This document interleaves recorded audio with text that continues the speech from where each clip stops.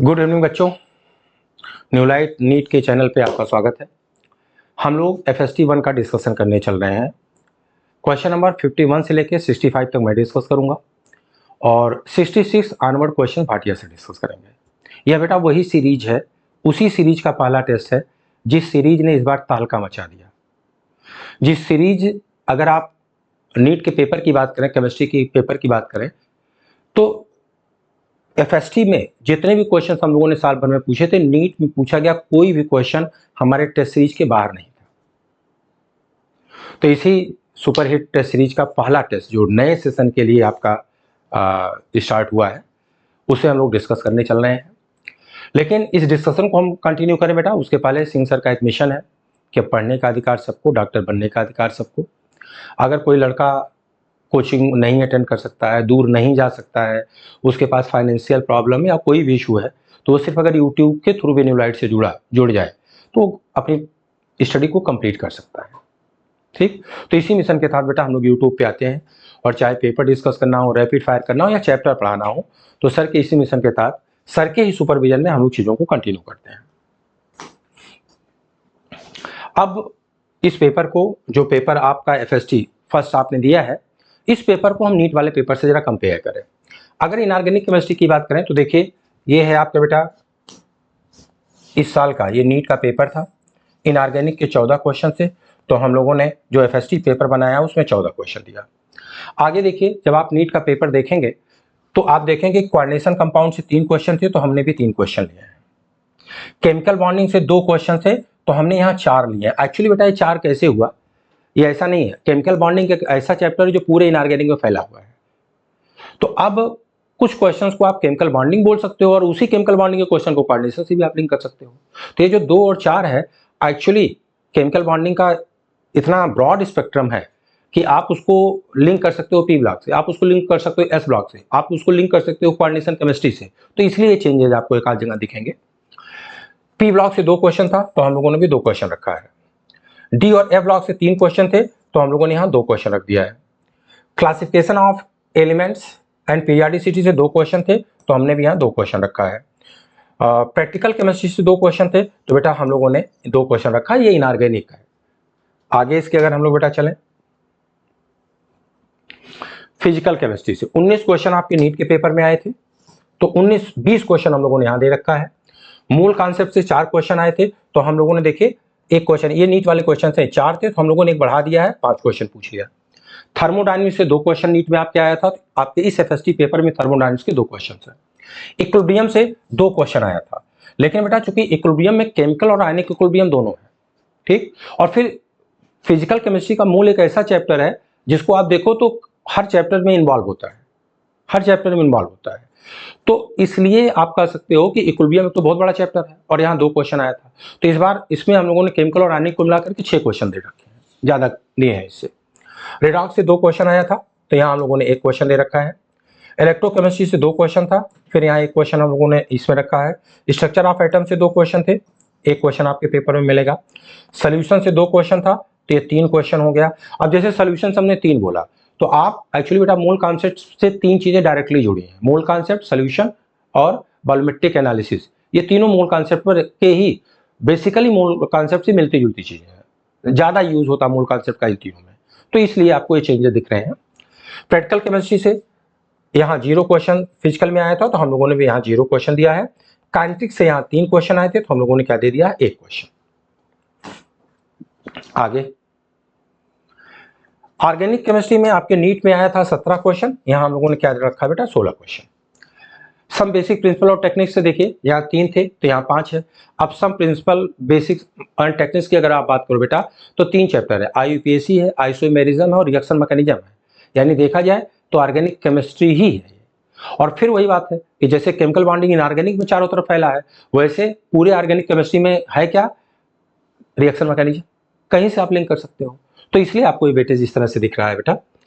फिर उसके बाद हाइड्रोकार्बन से 3 क्वेश्चन थे, यहाँ भी 3 क्वेश्चन है। हेलो एल्केन, हेलो एरेन से 2 क्वेश्चन थे, 2 क्वेश्चन है। एल्कोहल फिनाल ईथर से 3 क्वेश्चन थे बेटा, यहाँ 2 क्वेश्चन हम लोगों ने पूछा है। एल्डिहाइड कीटोन से 2 थे, 2 पूछा है। प्रैक्टिकल केमिस्ट्री से यहाँ देखो 0 नहीं है बेटा, जब आप पेपर आपने दिया है, आपने देखा होगा ग्लूकोज रिएजेंट, लास्ट में क्वेश्चन आप देखना। तो ये सारे क्वेश्चन क्या है, जब आप एमीन्स को टेस्ट करते हो, जब आप एल्कोहल को टेस्ट करते हो, तो एक्चुअली ये क्या है, प्रैक्टिकल केमिस्ट्री। ठीक, तो प्रैक्टिकल केमिस्ट्री से यहाँ एक क्वेश्चन था, तो हम लोगों ने भी वहाँ एक क्वेश्चन दे रखा है। ठीक, इस तरीके से बेटा जो एफएसटी हम लोगों ने बनाया है, ये बिल्कुल पहली बात नीट के पैटर्न को फॉलो किया, और दूसरी बात एनसीईआरटी की लाइन बाय लाइन से क्वेश्चन उठाए गए। यानी अगर आप साल भर एफएसटी के पेपर को देते हो और लास्ट मोमेंट में सारे पेपर को रिवाइज करके जाते हो, तो नीट में इसके बाहर कुछ नहीं आएगा। इस बार प्रूफ हो गया, अगली बार फिर प्रूफ हो जाएगा। तो चलिए अब पेपर को डिस्कस करते हैं, आगे कंटिन्यू करते हैं बेटा।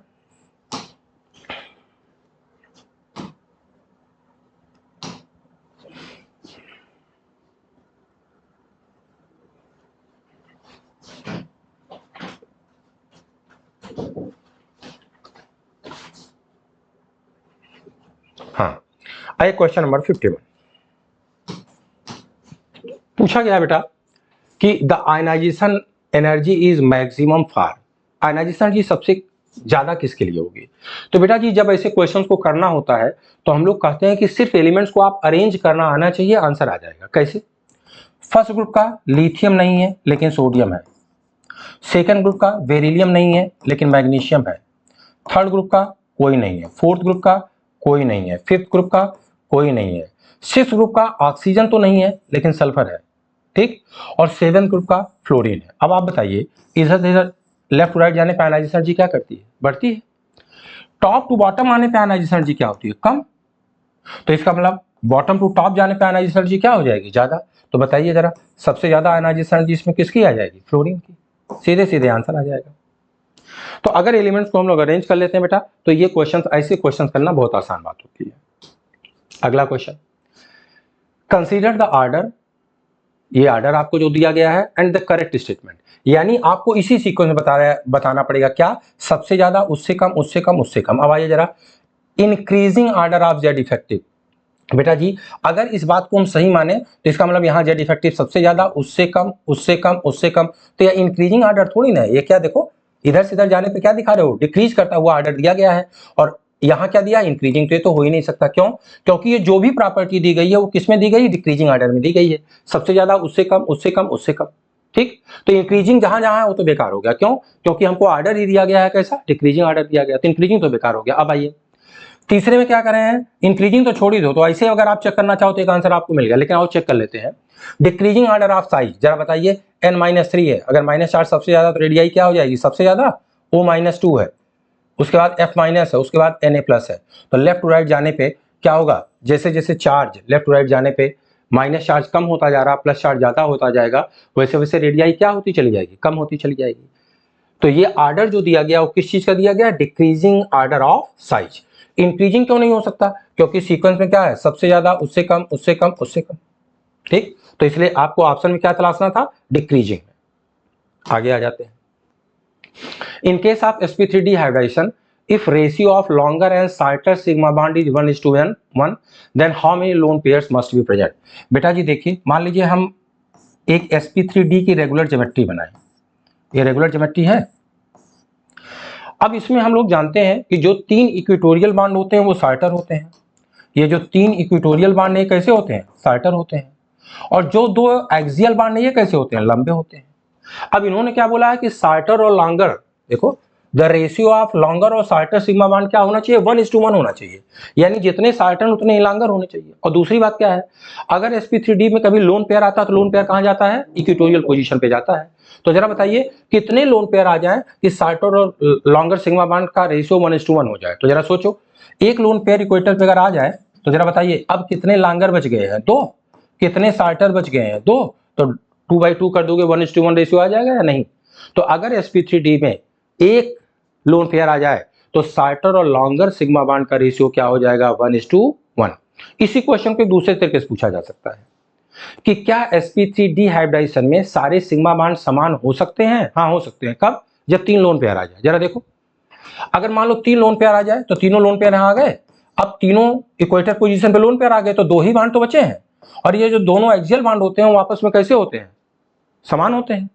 तो 2 तरह से क्वेश्चन, एक तो ये उन्होंने पूछ लिया कि शॉर्टर लॉन्गर का रेशियो 1:1 है, बताओ कितने लोन पेयर होने चाहिए? 1।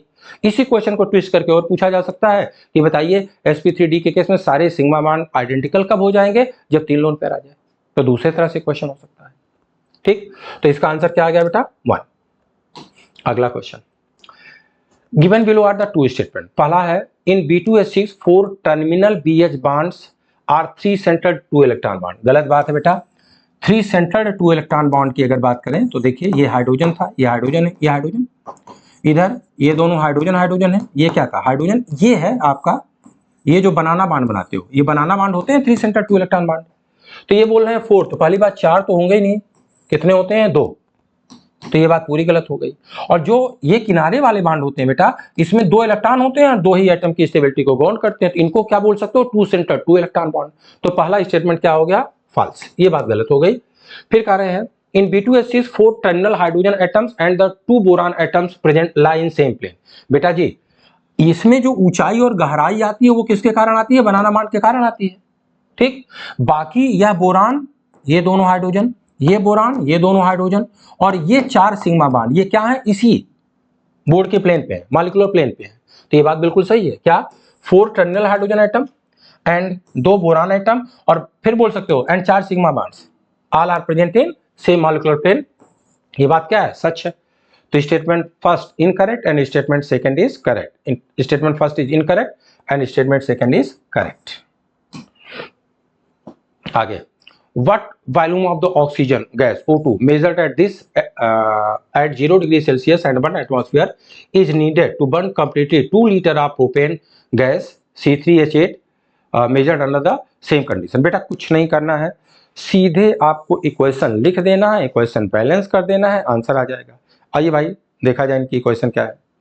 इन्होंने दिया है C3H8 किससे, ऑक्सीजन से जलाना है, कंप्लीटली बर्न होगा तो क्या बन जाएगा भाई CO2 और H2O।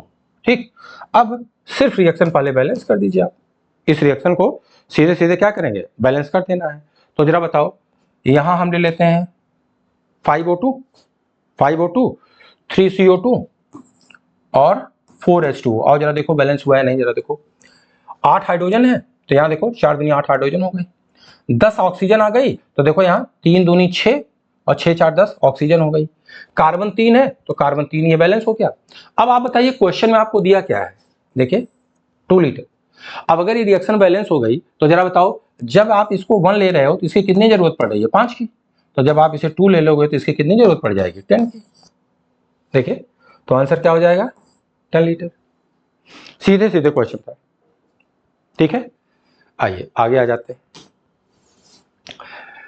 हाँ, ये एक ऑर्गेनिक रिएक्शन दी गई बेटा, यहाँ क्या होगा सब्स्टिट्यूशन हो रहा है, NaCN है, Na प्लस Cn माइनस में टूटा और ये क्या करेगा इस पॉइंट पे जाके अटैच हो जाएगा, तो आपको प्रोडक्ट के रूप में क्या मिल जाएगा बेटा CH3 CH2 Cn और साथ में क्या मिल जाएगा NaCl। बहुत सीधा सिंपल सा क्वेश्चन था। तो आंसर कौन सा हो गया फर्स्ट। आगे, Which of the following is least reactive towards the addition of HBr। अब आप बताओ लीस्ट रिएक्टिव का मतलब क्या हुआ, मोस्ट स्टेबल भी तो बोल सकते हो।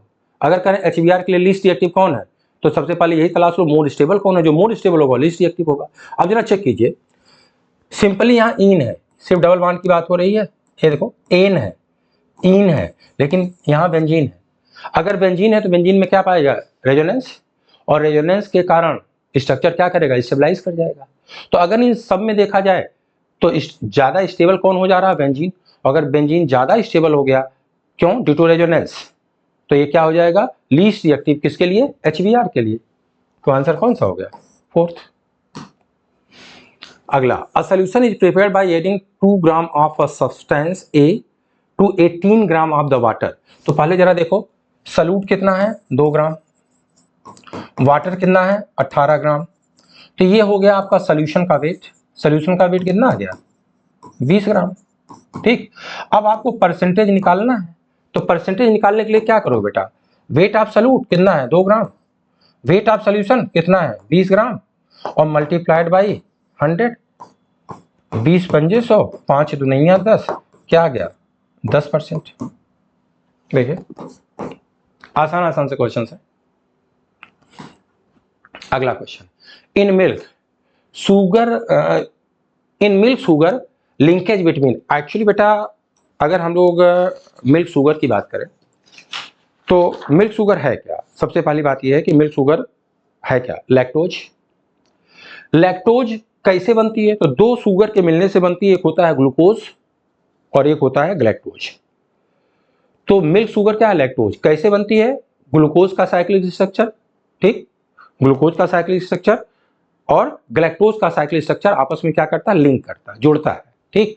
तो एक क्वेश्चन उसी पर बेस्ड है, पूछ रहे हैं कि ग्लूकोज और ग्लैक्टोज के जो रिंग आपस में जुड़ करके आपको मिल्क शुगर बनाती हैं, वो किस कार्बन से जुड़ती है? तो बेटा फैक्चुअल टाइप का क्वेश्चन है। इसमें होता क्या है, C1 ऑफ ग्लैक्टोज किससे जुड़ता है? C4 ऑफ ग्लूकोज से जुड़ने के बाद C1 of galactose and C4 of glucose, ये जब जुड़ जाते हैं तब आपको क्या मिल जाता है? लैक्टोज। लैक्टोज। तो फैक्चुअल क्वेश्चन है, याद रखने वाला क्वेश्चन है। अगला question, the solubility of silver chloride in 2 molar NaCl is. तो बेटा जी अगर इसे हम लोग को निकालना है तो हम लोग क्या लेते हैं? KSP, सॉल्वेबिलिटी प्रोडक्ट बराबर है सॉल्वेबिलिटी मल्टीप्लाइड बाई, क्या हम लोग को लेना है कि कंसंट्रेशन। कंसंट्रेशन किसका लेना है? जो कॉमन आयन है। तो देखो कंसंट्रेशन ऑफ कॉमन आयन, ठीक। सॉल्वेबिलिटी प्रोडक्ट आपको कितना दिया गया भैया? 1.8 इंटू 10 पावर माइनस 10, तो ये दिया है 1.8 into 10 to the power minus 10 बराबर है solubility multiplied by concentration of common ion. बताओ किसको घोलना है? द सॉल्वेबिलिटी आप इसकी देखनी है, किस में देखनी है? NaCl में देखनी है। और NaCl लिया कितना है? तो 2 मोलर। तो आप बताओ जो कॉमन आयन है जिसके अंदर AgCl घोलने जा रहे हो वो है कितना? 2 मोल है। तो यहाँ क्या कर दिया? 2 से। अब आपको सॉल्वेबिलिटी निकालनी है तो इसको क्या करोगे? 2 से डिवाइड कर दोगे। तो ये क्या आ जाएगा बेटा? 0.9 मल्टीप्लाइड बाई माइनस 10, या इसको 9 करना हो तो क्या कर दोगे? 9 मल्टीप्लाइड बाई माइनस 11। तो देख लो भाई 9 मल्टीप्लाइड बाई माइनस 11, ठीक। आगे, lesser the lattice enthalpy more stable will be ionic compound. नहीं बेटा, क्योंकि मान लीजिए हमारे पास Na प्लस गैस है, Cl माइनस गैस है, जब ये दोनों मिल करके NaCl सॉलिड बनाते हैं तो यहां जो एनर्जी निकले उसे आप नाम क्या दे रहे हो? Lattice energy. तो जितनी ज्यादा एनर्जी निकल जाएगी बचेगी एनर्जी उतनी कम, तो स्टेबिलिटी उतनी ज्यादा। तो अगर लैटिस एनर्जी बहुत ज्यादा निकल गई तो बची एनर्जी कम, तो स्टेबिलिटी ज्यादा। तो क्या लिख रहे हैं? Lesser the lattice enthalpy more stable. नहीं भाई, जितनी ज्यादा एनर्जी निकलेगी कंपाउंड के पास बचेगी एनर्जी कम, स्टेबिलिटी उतनी ज्यादा। तो higher the lattice energy more stable will यानी कंपाउंड। तो इन्होंने क्या लिखा? लेसर। तो ये बात तो गलत हो गई। The lattice enthalpy is greater for the ions of the higher charge and smaller radii. बेटा जब लैटिस एनर्जी का रिलेशन देखते हैं तो lattice energy is directly proportional to Q1 multiplied by Q2, यानी charge of cation multiplied by charge of anion, and lattice energy is inversely proportional to size. तो अगर lattice energy ज्यादा है तो एनायन और कैटायन के ऊपर चार्ज ज्यादा और साइज छोटी होनी चाहिए। तो कह रहे हैं the lattice enthalpy is greater for the ions of higher charge and smaller radii. ये बात सही है। तो स्टेटमेंट फर्स्ट गलत है और स्टेटमेंट सेकंड सही है। तो statement 1 is incorrect but statement second is correct. ये आंसर हो गया आपका। अगला, the highest number of hydrogen molecule. बेटा जी हाइड्रोजन नंबर पूछा गया है मॉलिक्यूल का। आप बताइए अगर ग्रेटर नंबर ऑफ मॉलिक्यूल्स की बात करें या ग्रेटर नंबर ऑफ पार्टिकल की बात करें या ग्रेटर नंबर ऑफ आइटम की बात कर रहे हैं तो इसका मतलब क्या हुआ? जिसके नंबर ऑफ मोल से ज्यादा होंगे उसके नंबर ऑफ पार्टिकल्स ज्यादा हो जाएंगे, ठीक। तो एक्चुअली इसमें क्या निकालना है कि जो चीजें दी गई उसमें आप मोल्स पता कर लो। तो ये तो बेटा 2U दिया है, एटॉमिक मास यूनिट में दिया है, तो कोई मतलब नहीं। देखो 2 ग्राम हाइड्रोजन का मतलब क्या हुआ? 1 मोल। 11.2 लीटर दिया गया तो इसका मतलब क्या हुआ? आधा मोल। और यहाँ देखो 2 मोल दे दिया गया। तो अगर हम मोल की बात करें तो सबसे ज्यादा मोल कहाँ है? यहाँ है। और अगर सबसे ज्यादा मोल यहाँ है तो इसका मतलब हाइड्रोजन मॉलिक्यूल्स के नंबर भी क्या होंगे? सबसे ज्यादा यहाँ हो जाएंगे। तो 62 का क्या हो गया? फोर्थ। आगे, the orbital involve in the hybridisation. बेटा जी अगर कभी sp3 डिहाइड्रेशन है तो हम बोलते हैं जो लास्ट वाला डी है क्या होता है? डीजेड। लेकिन याद रखना ये हमेशा नहीं होता। हाँ यूजुअली यही होता है, हमेशा लेकिन नहीं, ठीक। और अगर मान लो ये डी पहले आ जाए dsp3 तो हम बोलते हैं यूजुअली ये होता है dx² minus y²। But in case of sp3d2 तो यहाँ कोई पंगा नहीं है। कौन सा डी होता है? D x square minus y square plus D z square होता है, दोनों होते हैं, कोई पंगा ही नहीं है। तो अगर SF6 की बात करेंगे, जब आप इसका हाइब्रिडेशन बेटा निकालेंगे तो SF6 का हाइब्रिडेशन क्या आ जाएगा? sp3d2। और अगर sp3d2 हो गया तो पूछा गया बताओ भाई इसके हाइब्रिडेशन में कौन सा डी ऑर्बिटल इन्वॉल्व होगा? तो D x square y square and D z square. ठीक, आगे in the reversal isothermal process, reversible है और आइसोथर्मल प्रोसेस है। द चेंज, बेटा जी आइसोथर्मल प्रोसेस मतलब एनर्जी सॉरी टेम्परेचर का चेंज, चेंज इन टेम्परेचर क्या है? जीरो, कोई टेम्परेचर चेंज हो ही नहीं रहा है। और अगर टेम्परेचर में चेंज नहीं हो रहा है तो फिर इंटरनल एनर्जी में भी कोई चेंज नहीं होगा।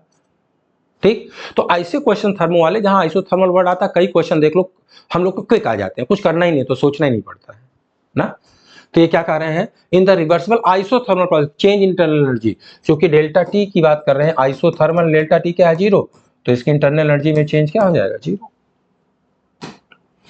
अगला क्वेश्चन, ये बेटा आपको दो कंपाउंड्स दे दिए गए और पूछ रहे, तो सबसे पहले जरा ये देखा जाए, अगर हम पहले नंबरिंग कर लें, वन कलर चेंज कर दें बेटा, 1 2 पोजीशन पे और यहाँ 1 2 3 पोजीशन पे। तो पहली बात क्या हो गई कि अगर यहाँ से वहां तक देखो तो कार्बन देखो 1 2 3 4 5 सॉरी 6, 1 2 3 4 5 6, यहाँ 1 2 3 4 5 6, तो और एक ऑक्सीजन, यानी मॉलिक्यूलर फार्मूला क्या है? सेम। अंतर क्या है? सिर्फ डबल बॉन्ड O की पोजीशन अलग अलग है। तो अगर डबल बॉन्ड O की पोजीशन अलग अलग हुई तो एक चीज तो पहले पता चल गया, क्या? Positional isomer. अगली बात जरा बताइए, यहां अगर आपके इस फंक्शनल ग्रुप के दोनों तरफ हमको क्या करना है? सिर्फ एल्काइल ग्रुप चेंज कर दें, तो यहां देखो यहाँ क्या लगा है? मेथिल इधर, और यहाँ की अगर आप बात करो देखो मेथ एथ प्रो प्रोपिल लग गया, और इधर एथिल, यहाँ क्या है? इधर मेथिल है और इधर देखो मेथ एथ प्रो ब्यूटिल, और यहाँ अगर देखा जाए तो यहाँ आपका प्रोपिल आ गया और यहाँ क्या आ गया? एथिल। तो अगर फंक्शनल ग्रुप के दोनों तरफ आपको एल्काइल ग्रुप चेंज हो जाए तो फिर ऐसे केस में कौन सा आइसोमर मिलता है? मेटामर्स। ठीक, तो पूछा गया भाई ये दोनों हैं क्या? तो देखो ऑप्शन तो आपको दिया फोर्थ, क्या? ये दोनों पोजीशन आइसोमर को भी रिप्रेजेंट कर रहे हैं और ये दोनों मेटामर्स को भी रिप्रेजेंट कर रहे हैं।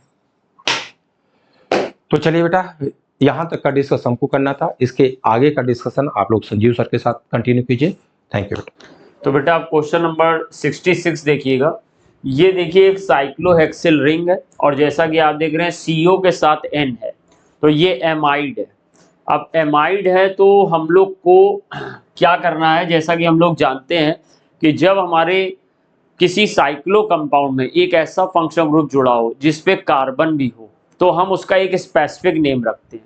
जैसे अगर मान लो कि ये CH3 और C2H5 ना होते तो ये साइक्लोहेक्सेन कार्बोक्सामाइड हो जाता, साइक्लोहेक्सेन कार्बोक्सामाइड हो जाता। लेकिन अब क्योंकि यहाँ N पर भी दो ग्रुप जुड़े हुए हैं, एक मैथिल, तो इसको आप जानते हैं हम लोग क्या बोलेंगे? N Maithil. N means nitrogen पे जुड़ा हुआ और N एथिल, एथिल नाइट्रोजन पे जुड़ा हुआ। अब एथिल का E पहले आता है और मैथिल का M बाद में आता है, तो इसमें हमारी क्या नेमिंग हो सकती है? सबसे पहले हम N एथिल लिखेंगे, फिर हम N मैथिल लिखेंगे, और अब हम लोग ने ये देखा ये रिंग कंपाउंड है, साइक्लिक कंपाउंड है, तो साइक्लो हमारे पास हो गया प्रीफिक्स 1, और उसके बाद साइक्लो में 6 कार्बन है तो ये हो जाएगा हेक्सेन। अब हेक्सेन में हमारे पास क्योंकि ये कार्बन अलग है, ये काउंट नहीं हुआ कार्बन, तो ये काउंट हुआ है 1 2 3 4 5 6, ये कार्बन काउंट नहीं हुआ, तो केवल एमाइड लिखने से काम नहीं चलेगा, अब लिखना पड़ेगा कार्बोक्सामाइड। अब कार्बोक्सामाइड का C वावल तो है नहीं, तो ये N का E बना रहने दो और फिर आ जाएगा कार्बोक्सामाइड। ये सर हमारा पूरा नाम आ गया। अब इसको अगर हम लोग मैच करें तो देखिए यहाँ N एथिल है, N एथिल सब सेम है, N मैथिल सेम है, cyclo cyclo cyclo term same है, हेक्सेन है यहाँ पर पेंटेन है, तो पेंटेन तो सर ऐसे ही गलत हो गया क्योंकि 6 कार्बन की चेन थी। यहाँ पर हेक्सेन है और साथ में एमाइड है, तो कुछ बच्चे इस चीज में कंफ्यूज हो जाएंगे क्योंकि यहाँ पर CO के बारे में नहीं बताया गया, सीधा एमाइड कर दिया गया, तो ये कार्बोक्सामाइड होगा, इसलिए इस क्वेश्चन का ऑप्शन नंबर फर्स्ट सही होगा। नेक्स्ट क्वेश्चन की बात करते हैं, question number 67, select the anion which is the which is the weakest conjugate base. अब इसका मीन्स ये है कि ये किसी का कॉन्जुगेट है, तो इनके एसिड बना लेते हैं सर। जैसे कि इसमें ClO4 माइनस है तो HClO4 इसका कॉन्जुगेट एसिड होगा, या ये कह लें कि HClO4 एक एसिड है, उसमें से अगर हम लोग H निकाल देते हैं H प्लस, तो कॉन्जुगेट बेस ClO4 माइनस बन जाता। फिर ऐसे ही हम लोग HClO3 ले लें, HClO3 ले लिया। अब HClO3 ले लिया हमने, तो HClO3 में अगर H प्लस निकाल देंगे तो ClO3 माइनस बन जाएगा। अगर HClO2 ले लेंगे और HClO2 में से H प्लस निकाल देंगे तो ClO2 माइनस बन जाएगा। HClO ले लीजिए, इसमें से आप H प्लस निकाल दीजिए तो ClO माइनस बन जाएगा। अब इसमें आपको पता है कि HClO4 तो एक स्ट्रॉन्गेस्ट एसिड होता है, इन चारों में ये स्ट्रॉन्गेस्ट है, क्योंकि अगर सेंट्रल एटम सेम है तो 2 और मोर देन 2 ऑक्सी एसिड में जिस सेंट्रल एटम का ऑक्सीडेशन नंबर जितना ज्यादा होगा वो उतना ही ज्यादा एसिडिक होगा। तो पहली बात तो या तो हमें ये याद हो कि इसमें HClO4 सबसे स्ट्रॉन्गेस्ट एसिड है और HClO4 वीकेस्ट एसिड है। नहीं अगर पता है तो कंपेयर कर लो, यहाँ पे ऑक्सीडेशन नंबर 1, यहाँ पे ऑक्सीडेशन नंबर +3, +5, +7, जितनी पॉजिटिव ऑक्सीडेशन नंबर ज्यादा उतना स्ट्रॉन्ग एसिड। तो ये सर हमारा स्ट्रॉन्गेस्ट एसिड हो गया। अब जब ये स्ट्रॉन्गेस्ट एसिड हो गया तो ये बेसिक बात भी बच्चों आप जानते होंगे कि जितना एसिड स्ट्रॉन्ग होगा उसका कॉन्जुगेट बेस उतना ही वीक होगा, इसलिए ये वीकेस्ट बेस हो जाएगा हमारे, ये हमारा वीकेस्ट बेस हो जाएगा। लेकिन यहाँ अच्छा यहाँ पे तो वीकेस्ट ही पूछा गया, तो यही हमारा आंसर आ जाएगा, फर्स्ट ही हमारा ऑप्शन सही हो जाएगा। और ये HClO हमारा वीकेस्ट एसिड है, ये इन चार एसिड में वीकेस्ट एसिड है क्योंकि इसकी पॉजिटिव ऑक्सीडेशन नंबर कम है, तो ये स्ट्रॉन्गेस्ट बेस हो जाएगा। कौन सा वाला? फोर्थ वाला, स्ट्रॉन्गेस्ट कॉन्जुगेट बेस हो जाएगा। हमें वीकेस्ट चाहिए था तो हमारा फर्स्ट ऑप्शन सही हो जाएगा। क्वेश्चन नंबर 68 देखिए, एक सॉल्यूशन का क्वेश्चन है ये, कॉलिगेटिव प्रॉपर्टी का बॉइलिंग पॉइंट ऑफ बेंजीन दिया गया है। चलिए ठीक है, अब बेंजीन दिया गया है हमें और बेंजीन एक सॉल्वेंट होता, तो हम इसको टी सॉल्वेंट लिख लेते हैं, बेंजीन लिखने की जगह टी सॉल्वेंट। तो टी सॉल्वेंट कितना दिया गया? 353 दिया गया है। जो जो गिवन किया गया वो पहले नोट कर लेते हैं, 0.23 केल्विन। फिर 1.80 gram of non volatile solute, तो ये W ऑफ सॉल्यूट दिया गया है। हम W ऑफ सॉल्यूट को स्मॉल w से रिप्रेजेंट कर लेते हैं। W ऑफ सॉल्यूट कितना दिया गया? 1.80 ग्राम दिया गया। फिर हमसे कह रहा है dissolve in 90 gram of benzene, तो बेंजीन तो हमारा सॉल्वेंट है, तो सॉल्वेंट का वेट हमारा कैपिटल W से हम लोग शो करेंगे, तो 90 ग्राम दिया गया। The boiling point is raise to 354.11, इसका मीन्स है अब जब सॉल्यूट मिला दिया गया तो अब जो बॉइलिंग पॉइंट आया है सर वो सॉल्यूशन का आया है, तो सॉल्यूशन का कितना दे दिया? 354.11 kelvin. Calculate the approx molar mass, अब मोलर मास मुझे पता करना, molar mass that means m मुझे पता करना, और Kb मुझे दिया गया है, Kb इक्वल टू 2.53 केल्विन दिया गया। अब ऐसे में फॉर्मूला हमारा फेमस आपको पता है, और फॉर्मूला क्या है सर? फॉर्मूला है डेल्टा टीबी, यानी कि बॉइलिंग पॉइंट में जो चेंज आया है वो इक्वल टू होगा 1000 into small w into Kb upon capital W into molar mass. ये हमारा सर फॉर्मूला होता है।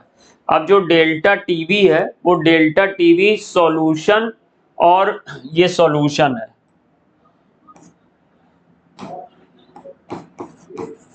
सॉल्यूशन और सॉल्वेंट के डिफरेंस के बराबर होगा।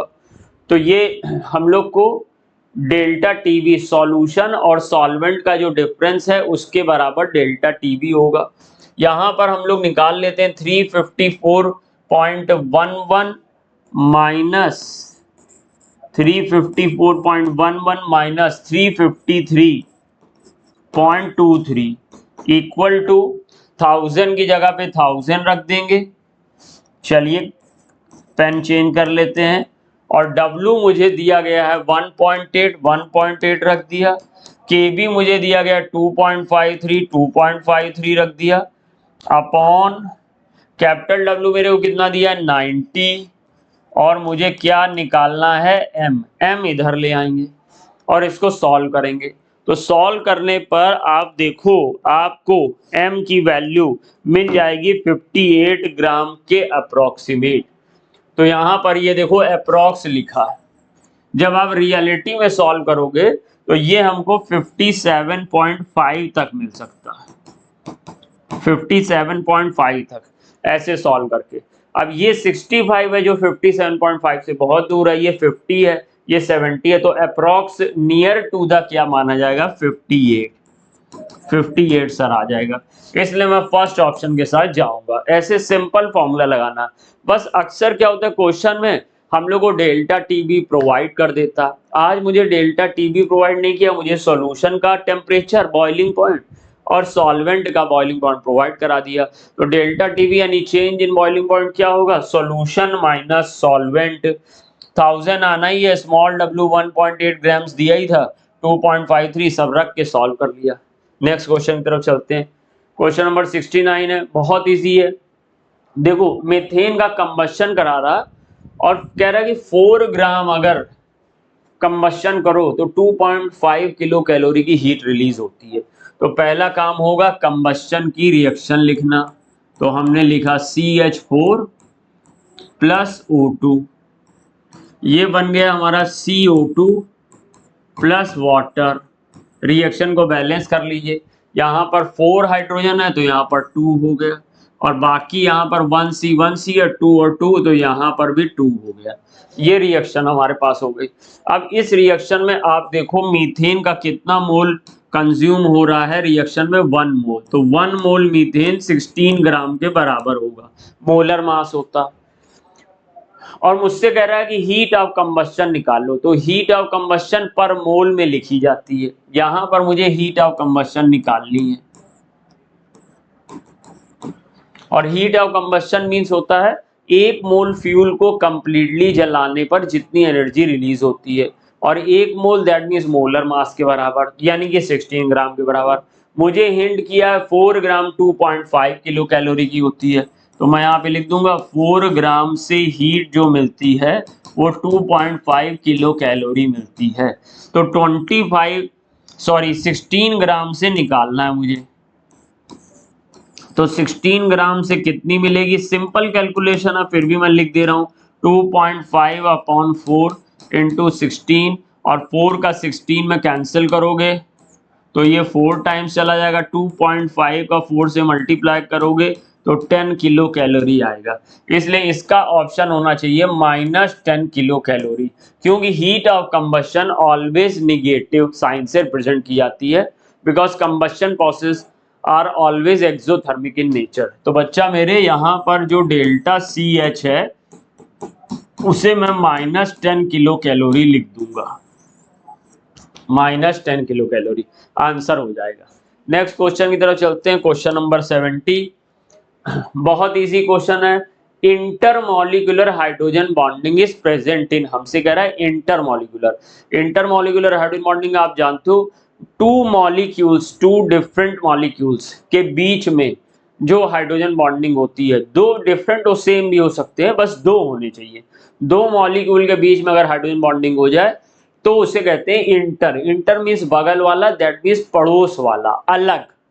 और एक होता है intramolecular hydrogen bonding. Intramolecular hydrogen bonding में एक ही मॉलिक्यूल में 2 एटम डिफरेंट के बीच में हाइड्रोजन बॉन्डिंग बनती है, यानी एक ही मॉलिक्यूल के 2 एटम के बीच में, उसे कहते हैं इंट्रा मींस अंदर, घर वाला। तो आप सब लोग जानते हैं कि जो लिक्विड HF है, लिक्विड HF, उसमें हमारा इस तरीके की हाइड्रोजन बॉन्डिंग होती है।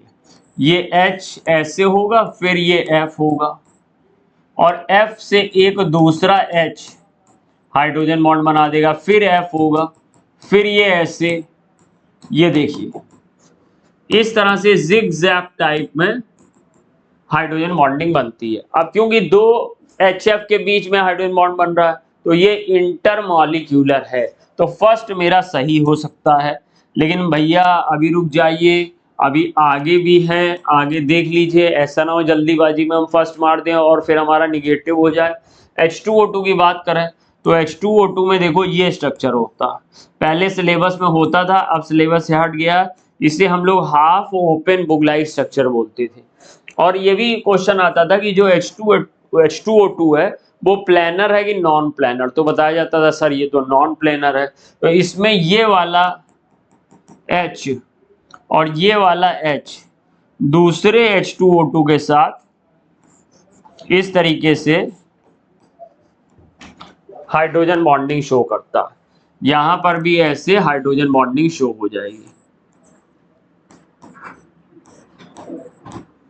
तो इसका मीन्स ये है कि H2O2 में भी इंटरमॉलिक्यूलर हाइड्रोजन बॉन्डिंग होगी। और जो ये ऑर्थो नाइट्रोफिनॉल है ये तो बहुत फेमस है और इसके बारे में हम लोग ने पढ़ा भी था नीट 2024 में। तो इसका जो हमारा O है और इसका जो H है इसके बीच में हाइड्रोजन बॉन्डिंग हो जाती है, एक ही मॉलिक्यूल के O और H के बीच में हाइड्रोजन बॉन्डिंग हो रही है, यानी इसमें इंट्रामॉलिक्यूलर हाइड्रोजन बॉन्डिंग है। तो इसमें सर है इंट्रा, इसमें है इंटर और इसमें भी है इंटर। अब मैं फोर्थ ऑप्शन देख लेता हूं, fourth first and second both है, तो first and second both inter, मुझसे इंटर ही पूछा गया है, इंट्रा पूछा नहीं गया, इसलिए मैं फोर्थ ऑप्शन के साथ जाऊंगा।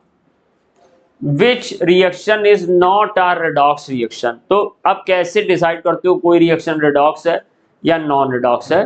तो हम लोग पूरी रिएक्शन में जितने भी एटम्स होते हैं रिएक्टेंट और प्रोडक्ट के, सबके ऑक्सीडेशन नंबर डाल लेते हैं।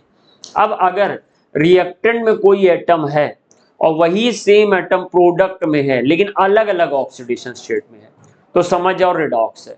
रिएक्टेंट में मान लीजिए N है और उसकी ऑक्सीडेशन नंबर -3 है और प्रोडक्ट में भी N नाइट्रोजन है, वहां +5 है, ऑक्सीडेशन नंबर चेंज हुई तो समझ जाओ रेडॉक्स है। और ऑक्सीडेशन नंबर अगर सेम हो, रिएक्टेंट में भी N की -3, प्रोडक्ट में भी N की -3, तो समझ जाना कि वो रेडॉक्स रिएक्शन नहीं है। एक भी एटम की अगर चेंज हो गई तो रेडॉक्स होगा। तो चलिए चेक करते हैं हम लोग। यहां पर सबसे पहले ZnO में Zn की +2, ऑक्सीजन की -2, Na की +1, -2, +1, ठीक है सर। अब यहाँ Na की आई तो यहाँ भी +1, तो भैया Na की तो सेम है, चेंज नहीं हो रही। Zn की मोस्टली +2 ही रहती है तो यहाँ पे +2 है, निकाल लीजिएगा आप, ऑक्सीडेशन नंबर निकालना आप जानते हैं, -2 +1 -2, यानी कि कोई भी ऑक्सीडेशन नंबर नहीं चेंज हो रही है, no change in oxidation number, no change in oxidation number. तो ऐसा तो लग रहा है कि ये फर्स्ट वाली रिएक्शन हमारी नॉन रिडॉक्स है, लेकिन इतना प्रसन्न होने की आवश्यकता नहीं है क्योंकि एक fourth option all of these भी है, तो ऐसा ना हो कि सभी ऑप्शन में ऑक्सीडेशन नंबर चेंज ना हो। तो चलो कैल्शियम की बताओ क्या हो सकती है आपकी नजर में। कैल्शियम सेकेंड ग्रुप का एलिमेंट है, उसकी +2 होगी, तो हमने +2 मार दिया।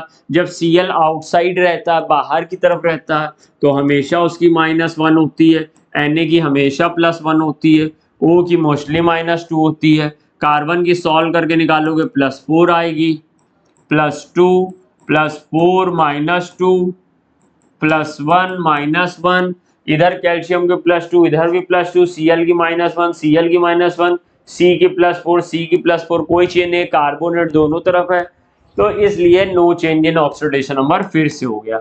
अब भाई साहब अगर दो रिएक्शन का no change in oxidation number आ गया और यहाँ पर ऑप्शन में फर्स्ट एंड सेकंड बोथ तो है नहीं, ऑल ऑफ दीज है, तो हम कह सकते हैं कि फोर्थ ऑप्शन ही करेक्ट होगा।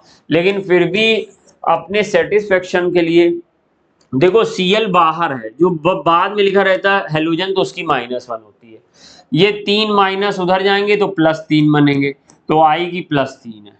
यहाँ पर भी अगर I की निकालोगे तो +3 है, सेम आ रही है, और Cl की निकालोगे तो -1 है, H की मोस्टली +1 होती है, और ये -2 तो दैट मीन्स कोई भी चेंज नहीं हो रहा है, इसलिए आंसर ऑल ऑफ दीज हो जाएगा। क्वेश्चन नंबर 72 में देखो, ये कपलिंग रिएक्शन का एग्जांपल है। इस रिएक्शन में क्या होगा सर, ये पहले एक हमारे पास बेंजीन डाइजोनियम सॉल्ट ले लेंगे और बेंजीन डाइजोनियम सॉल्ट लेने के बाद इसकी रिएक्शन फिनॉल से करेंगे। तो फिनॉल का जो पैरा हाइड्रोजन होगा वो ये HCl के फॉर्म में निकल जाएगा और इससे मुझे ये प्रोडक्ट मिल जाएगा, ये प्रोडक्ट मिल जाएगा।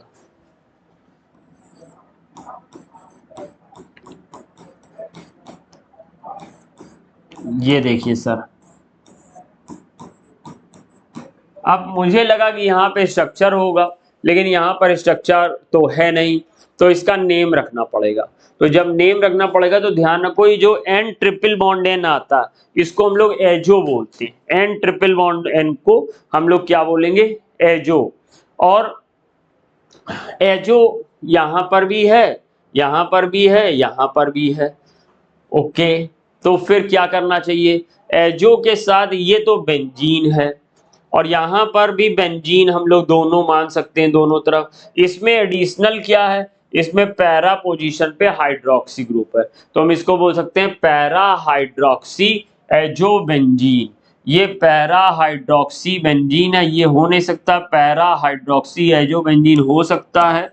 और ये para amino azo benzene, para amino azo benzene ये हम लोग लेंगे नहीं, क्योंकि यहाँ पर देखो एमिनो ग्रुप तो है ही नहीं और ये नन ऑफ दीस का मतलब नहीं है, इसलिए हम लोग सेकंड ऑप्शन के साथ जाएंगे। Select the incorrect statement. बहुत सावधान रहिएगा, करेक्ट इनकरेक्ट में हम लोग की बहुत गलती हो जाती है। तो select the incorrect statement. The common oxidation state exhibit by group 14 elements are +4 and +3। ये बात गलत हो गई। कॉमन ऑक्सीडेशन स्टेट ग्रुप 14 में 4th ग्रुप में +4 होती है जो ग्रुप नंबर के बराबर है, और एक इनर्ट पेयर इफेक्ट की वजह से ग्रुप नंबर -2 भी हो सकती है, +2 हो सकती है। हालांकि अनस्टेबल होगी लेकिन पॉसिबिलिटी है। तो ये तो हमारा सही, अरे ये तो गलत हो गया भाई, ये स्टेटमेंट हमारा गलत है और गलत वाला ही मुझे टिक करना है। तो ये मेरा ऑप्शन हो सकता है, लेकिन यहाँ मैं नीचे गया तो केवल ए तो है नहीं, तो मुझे आगे जाना पड़ेगा। Carbon and silicon mostly show +4 oxidation state. Carbon silicon ऊपर है, जितना ऊपर होता है उतना हायर ऑक्सीडेशन स्टेट या ग्रुप नंबर के बराबर में स्टेबिलिटी होती है। जितना ग्रुप में नीचे जाओगे, जो सबसे नीचे है उसमें group number -2 inert pair effect की वजह से स्टेबल होगा, यानी कि लेड की +2 सबसे ज्यादा स्टेबल होगी ग्रुप 14 में। और ये वाला स्टेटमेंट सही है, बट मुझे तो इनकरेक्ट चाहिए, तो मैं बी को चॉइस में नहीं करूंगा। देखो यहाँ बी है, ये हो नहीं सकता, यहाँ बी है, हो नहीं सकता, यहाँ बी है, हो नहीं सकता, इसलिए 4th ही मेरा बचा। अगर मुझे 2 में खेलना तो मुझे 4th के साथ जाना चाहिए, लेकिन अगर मैं पूरा ही खेलना चाह रहा हूँ, सारे ऑप्शन चेक करूंगा, तो फिर मैं जाता हूँ group 14th oxide in higher oxidation state of elements are generally less acidic than those in lower oxidation state. तो ये बात गलत हो गई। अभी देखो हमने बताया था कि अगर सेंट्रल एटम की ऑक्सीडेशन नंबर बदल रही है तो जितनी हाई ऑक्सीडेशन स्टेट होगी एसिडिक स्ट्रेंथ उतनी ज्यादा होगी। तो एसिडिक स्ट्रेंथ प्रोपोर्शनल होता है oxidation number of central atom के, और ये कह रहा है कि हायर ऑक्सीडेशन स्टेट होगा तो लेस एसिडिक होगा। तो ये तो सर गलत हो गई बात, इसलिए हमारा ये सी भी हमें लेना चाहिए। और पहले ही मैंने बता दिया था 4th ऑप्शन है ए और सी, ये दोनों स्टेटमेंट मेरे गलत हैं, ए और सी। चलो बच्चा नेक्स्ट। अरे वाह, हमारा मैच द फॉलोइंग आ गया। हमारा नीट 2024 में भी बड़े मैच द फॉलोइंग क्वेश्चन आए थे, तो ये उसी तरह का प्रैक्टिस, आपने वेटेज भी देखा, ये उसी तरह का है कि जितने मेरे स्टेटमेंट वाइज आए हैं नीट 2024 के पेपर में क्वेश्चन, उतने स्टेटमेंट वाइज हम लोगों ने डाले हैं। +1 -1 हो सकता है, एक कम ज़्यादा हो सकता है, लेकिन लगभग वही है। और जितने मेरे मैच द फॉलोइंग उतने मैच द फॉलोइंग। फिजिकल के 19 क्वेश्चन थे 2024 में, हमारे भी 19-20 के आसपास होंगे, देखना शुरू में बताया होगा आपको एमएस सर ने। अब ये हम लोग देखिए सर, मैच करिए। अमोनियम तो टेट्राहेड्रल होता है, सभी जानते हैं, ये अमोनियम का स्ट्रक्चर होता है। एन पे जब प्लस चार्ज आ जाएगा, वैसे एन के वैलेंस शेल में 5 इलेक्ट्रॉन होते हैं, प्लस आ गया तो 4 बचे, तो 4 बॉन्ड बनाएगा एच के साथ। तो इसलिए ये टेट्राहेड्रल शेप होगा। BrF3 में फिर से वही बात हो गई, Br सर हमारा 7th ग्रुप का एलिमेंट है। जिस ग्रुप का एलिमेंट होता है उसके वैलेंस शेल में उतने ही इलेक्ट्रॉन होते हैं। तो 7th ग्रुप का एलिमेंट है तो वैलेंस इलेक्ट्रॉन 7 होंगे और एक इलेक्ट्रॉन एक बॉन्ड बनाता है। F हमारा एक बनाएगा तो एक इसको दे दिया, फिर ये दूसरा 2 खर्च हो गए, फिर तीसरा 3 खर्च हो गए और 2 लोन पेयर इक्वेटोरियल पोजीशन पे आ जाएंगे। तो BrF3 आप सभी बच्चे जानते होंगे कि टी शेप होता है। तो टी शेप, और टी शेप में क्या, ये लोन पेयर थोड़ा सा इस पे प्रेशर क्रिएट करते हैं तो थोड़ा सा बेंट हो जाता, तो इसको बेंट टी शेप कहते हैं। तो ये इससे मैच हो गया। HCF2 में जेनॉन 0 ग्रुप का मेंबर है और इसके वैलेंस शेल में 8 इलेक्ट्रॉन होते हैं। 8 इलेक्ट्रॉन में 2 खर्च हो गए फ्लोरीन के साथ, ये तो बहुत इजी है, और 3 इलेक्ट्रॉन पेयर मेरे बच गए HCF2 में। तो इस तरह से 3 इलेक्ट्रॉन पेयर बच गए मेरे। टोटल अगर काउंट करोगे, इलेक्ट्रॉन पेयर टोटल काउंट ही नहीं करना, यहाँ तो शेप चाहिए, तो शेप कैसी होगी, लीनियर, क्योंकि ये जो लोन पेयर ऑफ इलेक्ट्रॉन है ये शेप में कंसीडर नहीं किए जाते। तो लीनियर शेप वाला कोई है, ये बन गया। अभी चाहते तो हम शुरू में ए से पहले देखते, ए हमारा थर्ड है तो यहाँ 3 जगह थर्ड है, तो बी में जाना पड़ेगा। बी बेंट टी शेप है यानी फोर्थ है, तो बी में 2 जगह फोर्थ है, तो ये 2 बचे। तो सी में जाना पड़ेगा, सी सेकंड है तो दैट मीन्स थर्ड हो गया। आगे चाहे आता हो चाहे ना आता हो, लेकिन SF4 भी सीख लो। SF4 हमारा फोल्डेड स्क्वायर है। ये फोल्डेड स्क्वायर क्या होता, जो हमारा सी सॉ शेप होता है उसी को फोल्डेड स्क्वायर भी कहते हैं। तो सी सॉ शेप SF4 में होती है। इस तरह से हमारा डी का फर्स्ट हो गया, ऑप्शन नंबर 3 सही हो गया। अच्छा, ये एक्स वाई है और ये बीच में एरो सर नहीं है, तो एरो हम लोग लगा लेते हैं अपनी तरफ से।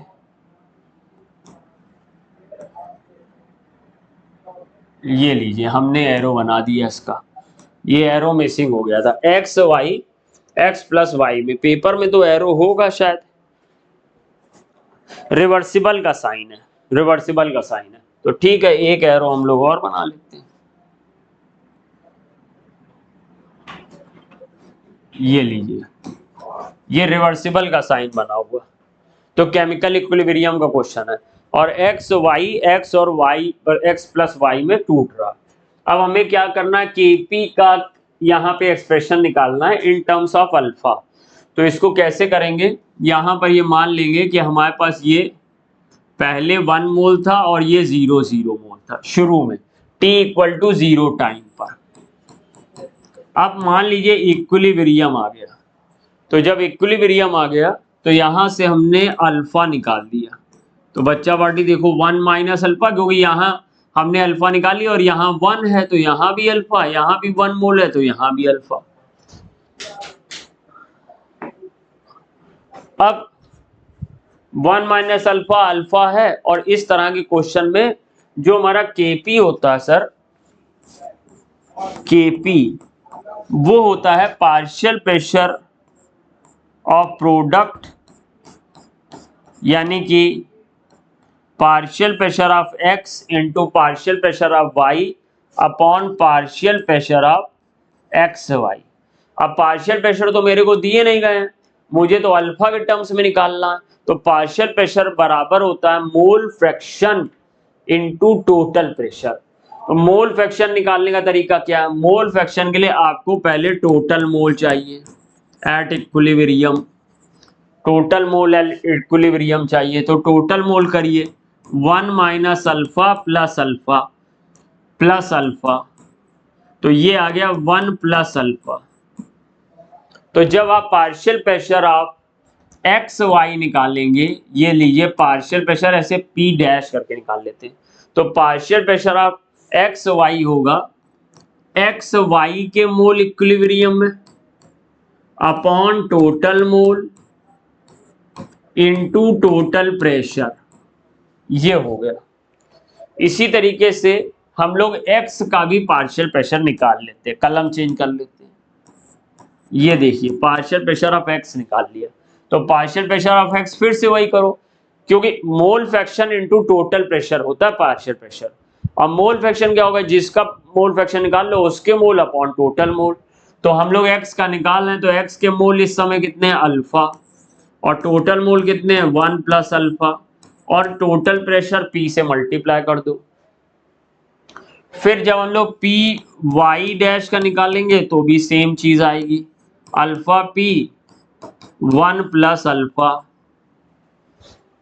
अब वैल्यूज रखो, चलो सर वैल्यूज रखते हैं।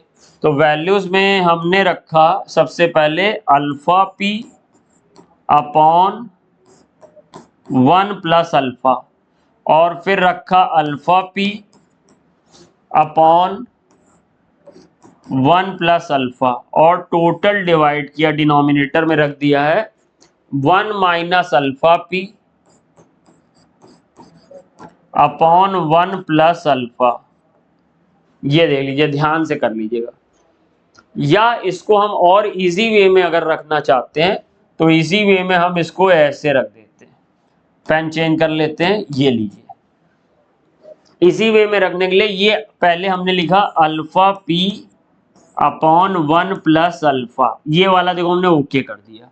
फिर multiply alpha P upon 1 plus alpha, ये वाला ओके हो गया। अब जो ये नीचे वाला है, ये अगर इसी में मल्टीप्लाई करना है तो रिवर्स में लिखना पड़ेगा। तो 1 प्लस अल्फा ऊपर हो गया सर, और 1 माइनस अल्फा P नीचे हो गया, उल्टा कर दिया। अब क्या क्या कैंसिल हो सकता है वो देख लो। तो कैंसिल करने में हम लोग ने ये वाले P को इस वाले P से कैंसिल कर दिया, ये वाले 1 प्लस अल्फा को इस वाले 1 प्लस अल्फा से कैंसिल कर दिया। क्या मेरे पास बच गया, चलिए आपके साथ चलते हैं।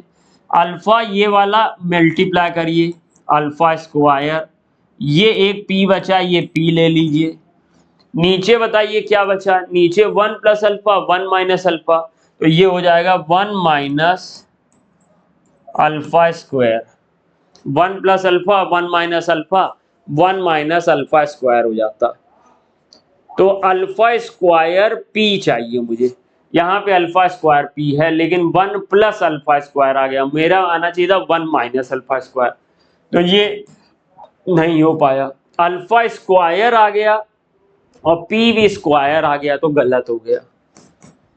अल्फा क्यूब आ गया, गलत हो गया। तो मेरे पास नन ऑफ दिस के अतिरिक्त कोई चारा नहीं था। तो ये देखिए, मैंने इसको इस तरीके से स्टेप बाय स्टेप आपको एक्सप्लेन किया, उम्मीद है आपको अच्छा लगा होगा। मोल फ्रैक्शन निकालना है, तो मोल फ्रैक्शन कैसे निकालेंगे, मोलैलिटी दी हुई है, तो मोलैलिटी का मीन्स क्या होता है, पहले इसकी परिभाषा लिख लो सर। परिभाषा है 2 मोलल का मीन्स होगा 1000 ग्राम वाटर में 2 मोल सॉल्यूट प्रेजेंट, या इंग्लिश में लिखना चाहें तो 2 मोल solute present in 1000 gram water, या 1 किलोग्राम वाटर। तो ये है हमारा मोलैलिटी 2। अब हम लोग क्या निकालने जा रहे हैं, mole fraction.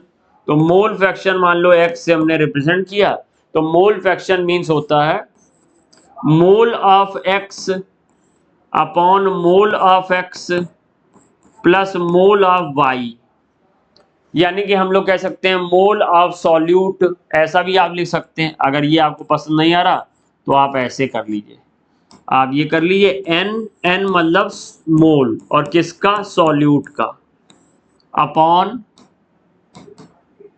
n, small n means solute, plus capital N means solvent. ये मोल फ्रैक्शन का फॉर्मूला। तो चलो हम लोग को जो जो इंफॉर्मेशन है उससे निकालते हैं।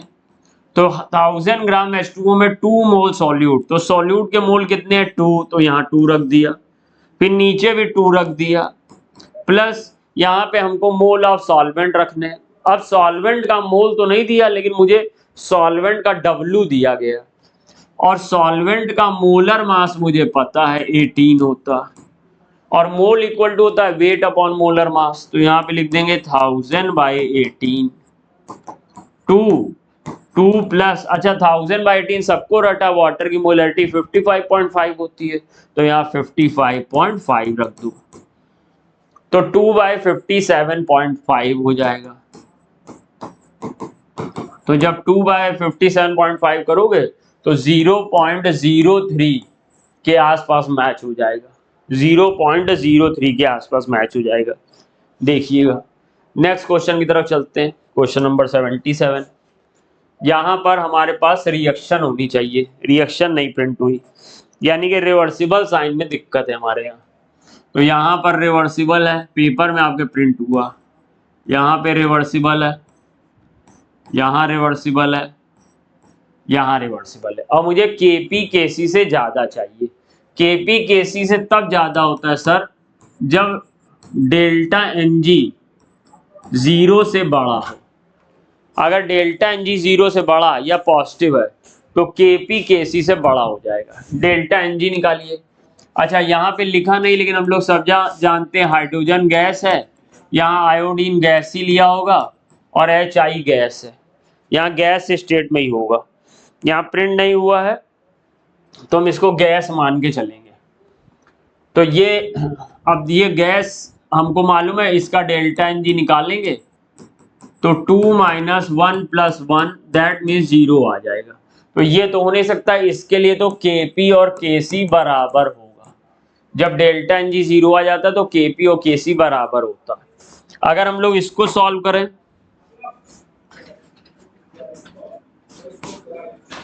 PCl5 गैस 1 मोल है और ये 1 मोल PCl3 Cl2 होगा, ये Cl2 ये भी 1 मोल है, हालांकि उसके Cl3 होने से कोई इफेक्ट नहीं आता है।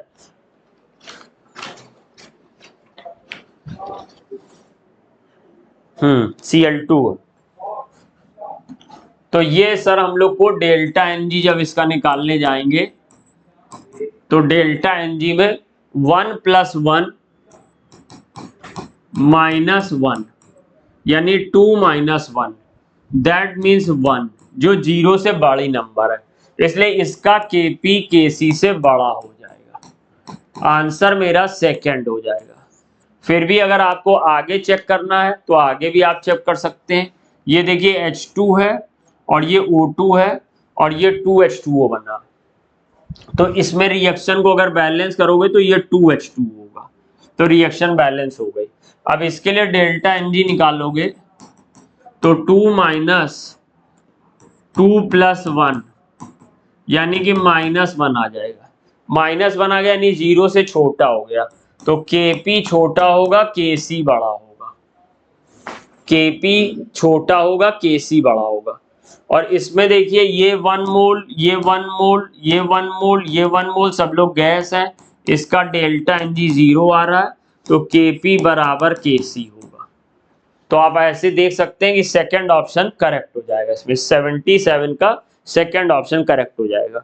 फिर हम लोग बात करते हैं ये कंपाउंड का IUPAC नेम लिखना।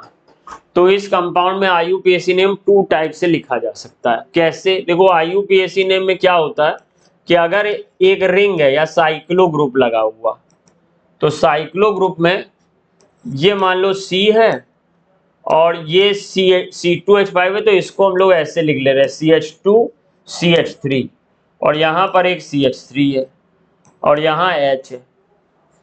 तो हम लोग यहाँ पर देखें 1 2 3 4 कार्बन है इसके अंदर, तो 4 कार्बन यहाँ पर है और यहाँ पर 6 कार्बन है। तो जब हमारे पास एक साइक्लो ग्रुप होता है और एक ओपन चेन होता है, साथ साथ में जुड़े होते हैं, तो और अगर दोनों में से किसी के पास भी फंक्शन ग्रुप नहीं है, तो जिसके पास नंबर ऑफ कार्बन ज्यादा होते हैं उसे मेन चेन बनाते हैं, और जिसके पास नंबर ऑफ कार्बन कम होते हैं उसे साइड चेन बनाते हैं। तो हम लोग इसमें क्या करेंगे, हम लोग ऐसे समझ लेंगे कि ये हमने यहाँ से 1 2 3 4 5 6 कार्बन की मेन चेन बनाई, और इस पे एक हमारा सब्स्टिट्यूएंट जुड़ा है और इसको ऐसे ले लिया 1 2 3 4 ऐसे हम लोग कर लेंगे। और अब इसका नेम हम लोग कैसे लिखेंगे, हम लोग लिखेंगे 1 पे हमारा एक सब्स्टिट्यूएंट लगा हुआ, और वो सब्स्टिट्यूएंट कौन है, वो है ब्यूटाइल। लेकिन वो ब्यूटाइल कौन सा ब्यूटाइल है, 2-ब्यूटाइल, 1-2-ब्यूटाइल साइक्लोहेक्सेन, साइक्लोहेक्सेन, ये सर इसका नेम है IUPAC। लेकिन हम यहां देख रहे हैं कि इस तरह की तो कोई व्यवस्था ही नहीं है, साइक्लोहेक्सेन तो इसमें कहीं मिल ही नहीं रहा, तो हम इसका ऑल्टरनेटिव नेम अब सोचेंगे। तो ऑल्टरनेटिव नेम में क्या सोचेंगे, ऑल्टरनेटिव नेम में अब इसको मेजर चेन बनाएंगे। ये डिपेंड करता है कि एग्जामिनर ने आपको अगर दोनों नाम दिए होते तो ये मेजर चेन होता, ये वाला नाम सही होता, बेस्ट चॉइस होता। लेकिन अगर ये नाम नहीं है तो ये मेजर चेन बनेगी। तो अब ये मेजर चेन बनेगी तो इसमें हम लोग नंबर डालेंगे, यहां से 1, 2 और 3 और 4, क्योंकि 2 कार्बन है जैसे यहाँ पे देखा, तो 1, 2, 3 और 4, और सेकेंड नंबर पे ये साइक्लोहेक्सिल ग्रुप लगा हुआ। तो इस तरीके से जो हमारा नाम हो जाएगा वो ये होना चाहिए, 2-साइक्लोहेक्सिल ब्यूटेन। ये नाम सर अब हमें चेक करना पड़ेगा कोई है कि नहीं है। तो यहां पर देखो थर्ड वाले ऑप्शन में 2-साइक्लोहेक्सिल ब्यूटेन है, इसलिए इसका आंसर हम लोग थर्ड सही मान लेंगे। नेक्स्ट क्वेश्चन की तरफ चलते हैं। 79 क्वेश्चन, यहां पर भी एक रिवर्सिबल का साइन लगा होना चाहिए था, और इसमें बस सबके पार्शियल प्रेशर दिए हुए हैं। अभी जैसे हमने बताया था KP निकालने वाला एक फॉर्मूला जिसमें पार्शियल प्रेशर हमको चाहिए थे, लेकिन पार्शियल प्रेशर दिए नहीं थे और हमने फिर अल्फा के टर्म्स में निकाला था। अब यहाँ पे सर हमारी किस्मत अच्छी कि पार्शियल प्रेशर दिए हुए हैं, तो ये रिएक्शन है हमारे पास A+2B रिवर्सिबल C+3D। तो इसके लिए KP का जो फॉर्मूला होगा वो होगा partial pressure of C into partial pressure of D की पावर 3, जो यहाँ नंबर लिखा होता बच्चा वो पावर में चला जाता, upon partial pressure of A into partial pressure of B की पावर 2। अब बस वैल्यू भरने हैं आपको, सिंपल फॉर्मूला आपको पता, और नीट एग्जामिनेशन में भी इसी तरीके से फॉर्मूला बेस्ड जा रहा है, इवन कैलकुलेशन भी सिंपल दे रहा है बहुत। तो ये पार्शियल प्रेशर ऑफ C जब चेक करो C कितना है 0.6 है, तो 0.6 लिख दिया, और पार्शियल प्रेशर ऑफ D कितना दिया है 0.8, तो 0.8 को 3 टाइम लिखना, 0.8 0.8 0.8, और फिर नीचे आ जाइए, पार्शियल प्रेशर ऑफ A कितना है 0.2 है, और partial pressure of B 2 time 0.4 into 0.4। चलो कैंसिलेशन फॉर्म भरते हैं, बहुत इजी है। यहाँ पर ये चला जाएगा 3 टाइम्स, ये चला जाएगा 2 टाइम्स, ये चला जाएगा 2 टाइम्स, तो मेरे पास हो गया 2 2 ज़ा 4, 4 3 ज़ा 12, और फिर हम लोग यहाँ पे 4 12 8 ज़ा 96, और डेसिमल है तो 9.6 आना चाहिए, 9.6, तो थर्ड ऑप्शन करेक्ट हो जाएगा इसमें। तो 79 का हम लोग ने थर्ड ऑप्शन करेक्ट किया। अब हम लोग चलते हैं क्वेश्चन नंबर 80 पे।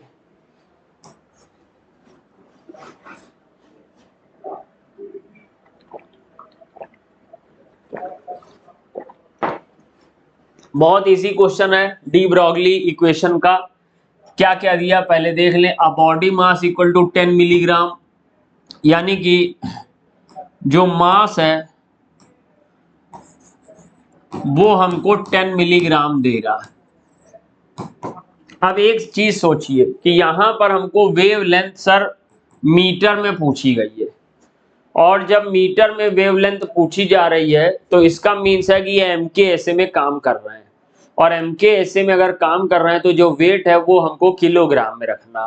तो 10 मिलीग्राम से 10 into 10 to the power -3 gram होगा, और 10 into 10 to the power -3 into 10 to the power -3 kilogram होगा। तो सबसे पहला ट्विस्ट तो यही है, अगर आप लोग जल्दबाजी में 10 मिलीग्राम रख गए या 10⁻³ करके ग्राम रख गए तो गलत हो जाएगा आपका। तो ये हमारे पास ओवरऑल सॉल्व होके 10⁻⁵ किलोग्राम आ गया, मास आ गया। वेलोसिटी भी दी गई है मुझे 100 मीटर पर सेकेंड। मुझसे पूछा क्या गया है, मुझसे पूछा गया है सर लैम्डा, और ऐसे में मुझे h की नीड होती है 6.6 इंटू 10⁻⁻34 जूल सेकेंड। बस अब रख दीजिए equation lambda equal to h by m b, सबने पढ़ी है, बहुत बेसिक इक्वेशन है।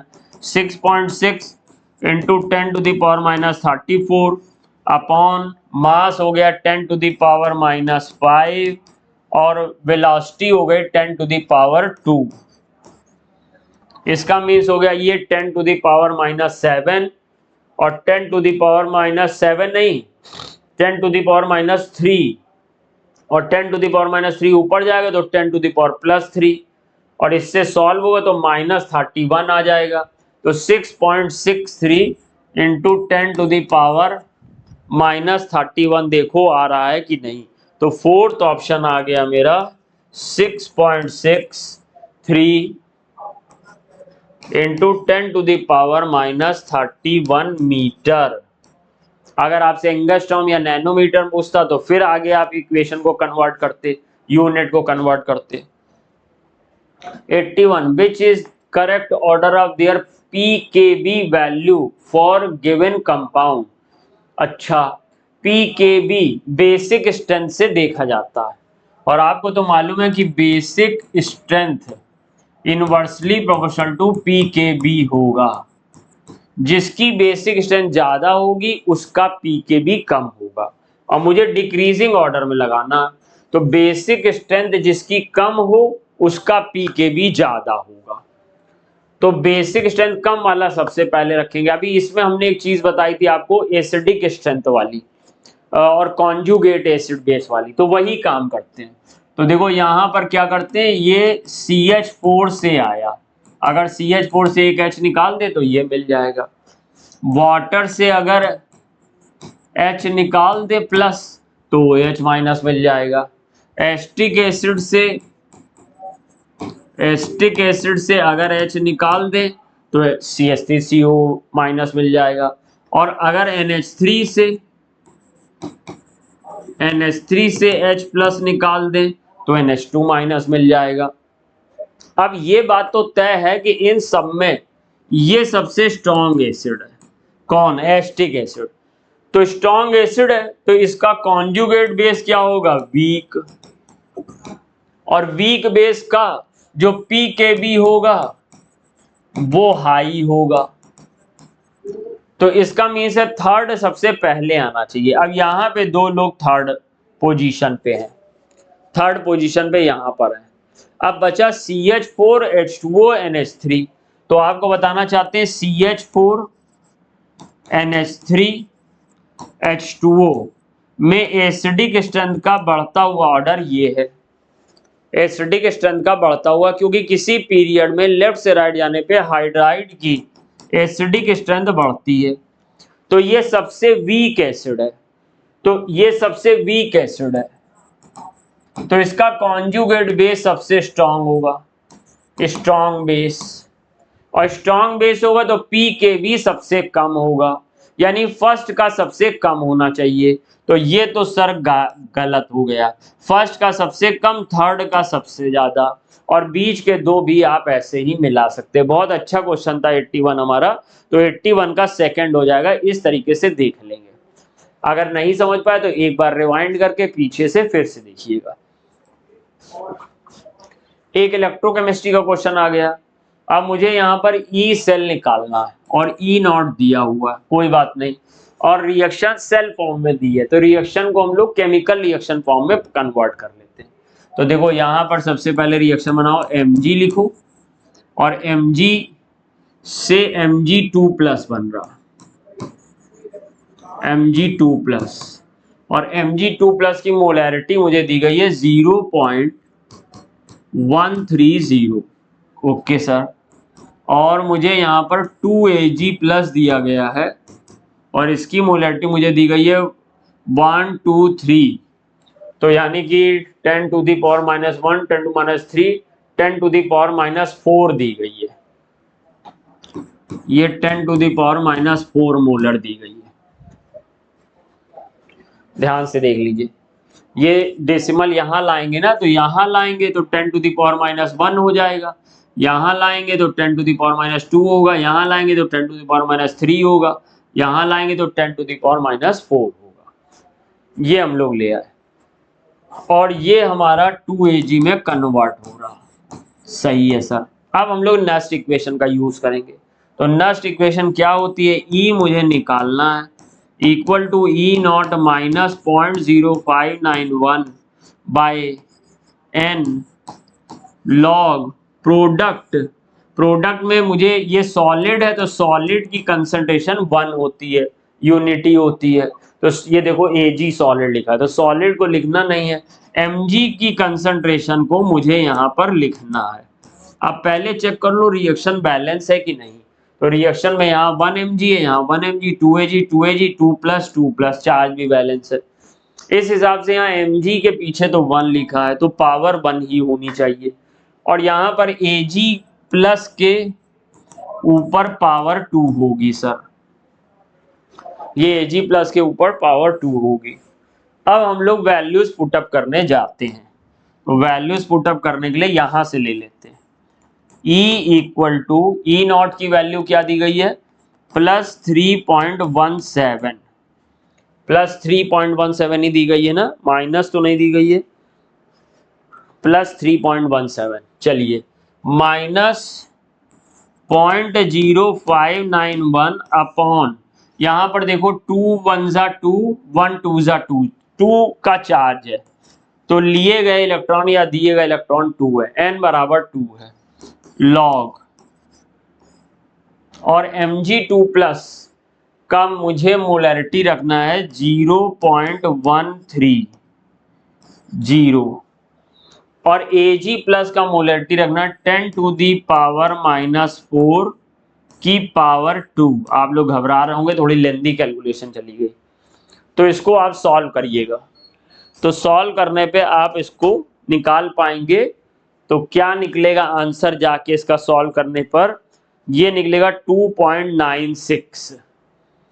तो जब ये फाइनली सॉल्व करोगे लॉग ऑग लेने के बाद, तो E equal to near to 2.96 आ जाएगा, वो भी प्लस का, 2.96 प्लस का आ जाएगा। यहां पर देखो, इसको एक तरीका और भी बता देता हूं तुमको कि ये 10 to the power -4 है, ये ऊपर जाएगा 10 to the power -8 हो जाएगा, तो ऊपर जाएगा 10 to the power 8। तो जब हम लोग 10 to the power 8 हो जाएगा तो यहां पर 1 से बड़ी वैल्यू आने लगेगी, और 1 से बड़ी वैल्यू जब आने लगती है तो जो लॉग का वैल्यू होता है वो पॉजिटिव आता है। आप कुछ भी इसमें सॉल्व करेंगे 3.17 से सब्सट्रैक्ट होगा, इजीली तरीका बता दे रहा हूं। तो 3.17 सब्सट्रैक्ट होगा तो या तो 1.96 आएगा या 2.96 आएगा। ये नहीं हो सकते दो ऑप्शन, क्योंकि ये बहुत ज्यादा है, और ये 3.17 से सब्सट्रैक्ट होगा तो कम ही आएगा 3.17 से, ये दो नहीं हो सकते। अब बचे ये दो, तो ये दो में आप समझ लीजिए कि ये वाला वैल्यू 0.059 बहुत छोटा वैल्यू है, और अगर मान लो हम इसको नेग्लिजिबल भी कर लें, एक बेसिक बात सोचो, इसको मान लो नेग्लिजिबल कर लें, ये 10 to the power -8 है, ऊपर जाएगा 10 to the power 8 बन जाएगा, 10 to the power 8 10 का बन जाएगा, तो 8 log 10 तो 8 आ जाएगा, यहाँ पे 4 आ जाएगा, 4 का 5 से मल्टीप्लाई करो तो ये यहाँ पे लगभग आ जाएगा 0.2 के आसपास। जब 0.2 इससे सब्ट्रैक्ट करोगे तो 2.96 के आसपास आ जाएगा। यानी कि अगर आप पूरा ना सॉल्व करें तो इजिली आप इसको 2.96 तक पहुंच सकते हैं। 2.96 नहीं तो आपको मान लो 2.98 आंसर आ गया, लेकिन 1.96 बहुत दूर है, तो आप ऐसे अंदाजा लगा के कर सकते हैं। नहीं तो कभी मिलिएगा तो आपको सिखाएंगे। ये देखिए, तो यहाँ पे कह रहा है assuming the atomic weight of metal M to be 56, ठीक है, मैं हमको atomic weight दिया गया, find the molecular formula of its oxide containing 84% of m। तो जैसा आप लोग इंपेरिकल फॉर्मूला निकालने वाला सिस्टम करते थे वैसे ही कर लीजिए। यहाँ पर देखिए m कितना दिया गया है, m सर हमको 84% दिया गया। तो आप ऑक्सीजन निकाल लीजिए, ऑक्सीजन कितना हो जाएगा, ऑक्सीजन 100 माइनस 84 हो जाएगा। एक कॉलम तो ये आ गया। दूसरे कॉलम में हम लोग इसके एटॉमिक वेट से डिवाइड करेंगे। तो 84 का ये जो मेटल है इसका एटॉमिक वेट 56 है, इससे डिवाइड कर दिया। ऑक्सीजन का यहाँ पर आ गया 16/16, क्योंकि ये सॉल्व करोगे तो 16 आएगा और ऑक्सीजन का एटॉमिक वेट 16 जानते ही हो। सॉल्व कर लेते हैं, 16/16 1 आता है, 84/56 कर लेते हैं। 84/56 कितना आएगा, कैलकुलेटर की हेल्प ले लेते हैं, वैसे हम ऐसे भी इसको सॉल्व कर सकते थे। 1.5, तो यहाँ पर आ गया ये 1.5। अब 1.5 आ गया तो हम लोग समझ गए हमारा जो इंपेरिकल फॉर्मूला है वो मेटल 1.5 है और ऑक्सीजन 1 है। लेकिन ये जानते हो कि नीचे वैलेंसी हम लोग डेसिमल में नहीं दिखाते हैं, तो इसको हम लोग 2 से मल्टीप्लाई कर लेते हैं। तो 1.5 into 2 O1 into 2, that means ये आ जाएगा M3O2। तो हमारा आंसर कौन सा हो जाएगा, फर्स्ट। नेक्स्ट क्वेश्चन की तरफ चलते हैं। देखिए 84 में क्या कह रहा है, FeH2ONO+2 and CrH2O6+3 complex are octahedral. भाई साहब देखिए यहाँ पर 5 लिगेंड वाटर और 1 NO, 6 लिगेंड है। यहाँ भी 6 लिगेंड है। अब लिगेंड 6 हैं और सब मोनोडेंटेड लिगेंड है, तो वो ऑक्टाहेड्रल तो हो ही जाएगा। ये बात तो सही हो गई। हैविंग सिमिलर मैग्नेटिक बिहेवियर, तो सिमिलर मैग्नेटिक बिहेवियर के लिए पॉइंट समझ लेते हैं। तो यहाँ पर NO की ऑक्सीडेशन नंबर +1 है और +1 उधर जाएगी +2 में तो -1 हो जाएगी। तो Fe की ऑक्सीडेशन नंबर यहाँ +1 आ रही है। अब Fe की ऑक्सीडेशन नंबर +1 आ रही तो कॉन्फ़िगरेशन लिखो भाई, 1s2 से जाओगे और लास्ट में मिलेगा 3d6 4s1। अब हम लोग इसके जरा अनपेयर्ड इलेक्ट्रॉन चेक कर लेते हैं कितने हैं। तो ये इलेक्ट्रॉन हमारे हैं यहाँ पे 1 2 3 4 5 6 और एक हमारा सर जी S1 में। लेकिन ये जो NO है ये स्ट्रॉन्ग लिगेंड है, वाटर तो वीक है, NO स्ट्रॉन्ग लिगेंड है। तो NO यहाँ पे इलेक्ट्रॉन ट्रांसफर कर देता है और जब यहाँ पे ट्रांसफर कर देता तो N बराबर 3 आ जाता, N बराबर 3 आ जाएगा।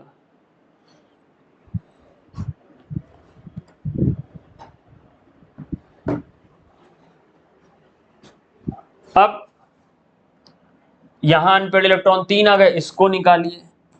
Cr की यहाँ पे ऑक्सीडेशन नंबर क्या आ रही है, +3। तो यहां पर हम लोग Cr+3 1s2 से स्टार्ट करेंगे, लास्ट में आ जाएगा 3d3 4s0। यानी कि सर मेरा यहाँ पर सब लोग जान गए 1 2 3, 3 अनपेयर्ड इलेक्ट्रॉन है। तो यहाँ भी number of unpaired electron same है। अगर number of unpaired electron same है तो मैग्नेटिक बिहेवियर सेम होगा। और ये वाटर जो है वो वीक लिगेंड है, वैसे भी स्ट्रांग होता तो Cr+3 में कोई भी पेयरिंग की संभावना नहीं थी। और सेकंड स्टेटमेंट कह रहा है given both the complexes are paramagnetic. तो भैया यहाँ पे पैरामेटिक तो होना ही है क्योंकि यहाँ पे अनपेयर्ड इलेक्ट्रॉन है दोनों के पास। तो स्टेटमेंट फर्स्ट भी सही, स्टेटमेंट सेकंड भी सही। तो कौन सा ऑप्शन सही, फोर्थ वाला ऑप्शन सही। The mass of calcium oxide that shall be obtain by heating 25 kilogram of 60% pure limestone. चलिए लाइमस्टोन कैल्शियम कार्बोनेट होता, इसको हीट करोगे तो कैल्शियम ऑक्साइड मिलेगा और CO2 मिलेगा। मुझे दिया क्या है, कैल्शियम कार्बोनेट का W मुझे 25 किलोग्राम दिया गया, लेकिन ये भी कहा जा रहा है कि ये प्योर नहीं है, 60% प्योर है। दैट मीन्स 100% प्योर नहीं है, 60% प्योर है। तो 60/100 कर लेंगे इसको। 60/100 करो, 25 6 150, 20 कैंसिल कर दो तो 15 किलोग्राम आ गया। लेकिन मुझे ग्राम में लाइमस्टोन कैल्शियम ऑक्साइड निकालना है तो इसको हम लोग लिख लेते हैं 15 इंटू 10⁻³ तो जो बच्चे डायरेक्ट 15 किलोग्राम से कर गए हैं, जो आंसर आया वो रख दिया, तो उनका गलत हो गया होगा, क्योंकि ग्राम का ध्यान रखना था। तो 15 इंटू 10⁻³ ग्राम्स, ये हमें मिल गया कैल्शियम कार्बोनेट का वेट। अब कैल्शियम कार्बोनेट के वेट को से कैल्शियम ऑक्साइड का वेट निकालने के लिए इसका 1 मोल इसका 1 मोल दे रहा, इसका 1 मोल इसके मोलर मास के बराबर होगा। कैल्शियम का मोलर मास 40, कार्बन का 12, ऑक्सीजन का 16 इंटू 3 48, दैट मीन्स ये आ गया 100 ग्राम मोलर मास इसका। कैल्शियम का 40, ऑक्सीजन का 16, तो मोलर मास 56 ग्राम्स आ गया। तो हम लोग इस रिलेशन से अगर देखें तो हम लोग ये कह सकते हैं कि 100 ग्राम calcium carbonate on heating give 56 gram calcium oxide, 56 gram calcium oxide. So 15 into 10⁻³ gram calcium carbonate कितना देगा? सॉल्व कर लो बच्चा पार्टी। 56 upon 100 into 15 into 10⁻³। अब 15 इंटू 56 कर लो, 15 6 90, 9 इधर आया, 15 5 75, 75 और 9 84, 84 आ गया सर। 100 से डिवाइड कर दो तो डेसिमल आ जाएगा यहाँ पे, इंटू 10⁻³ तो 8.4 इंटू 10⁻³, ये तो 8.96 है, ये फर्स्ट वाला होना चाहिए।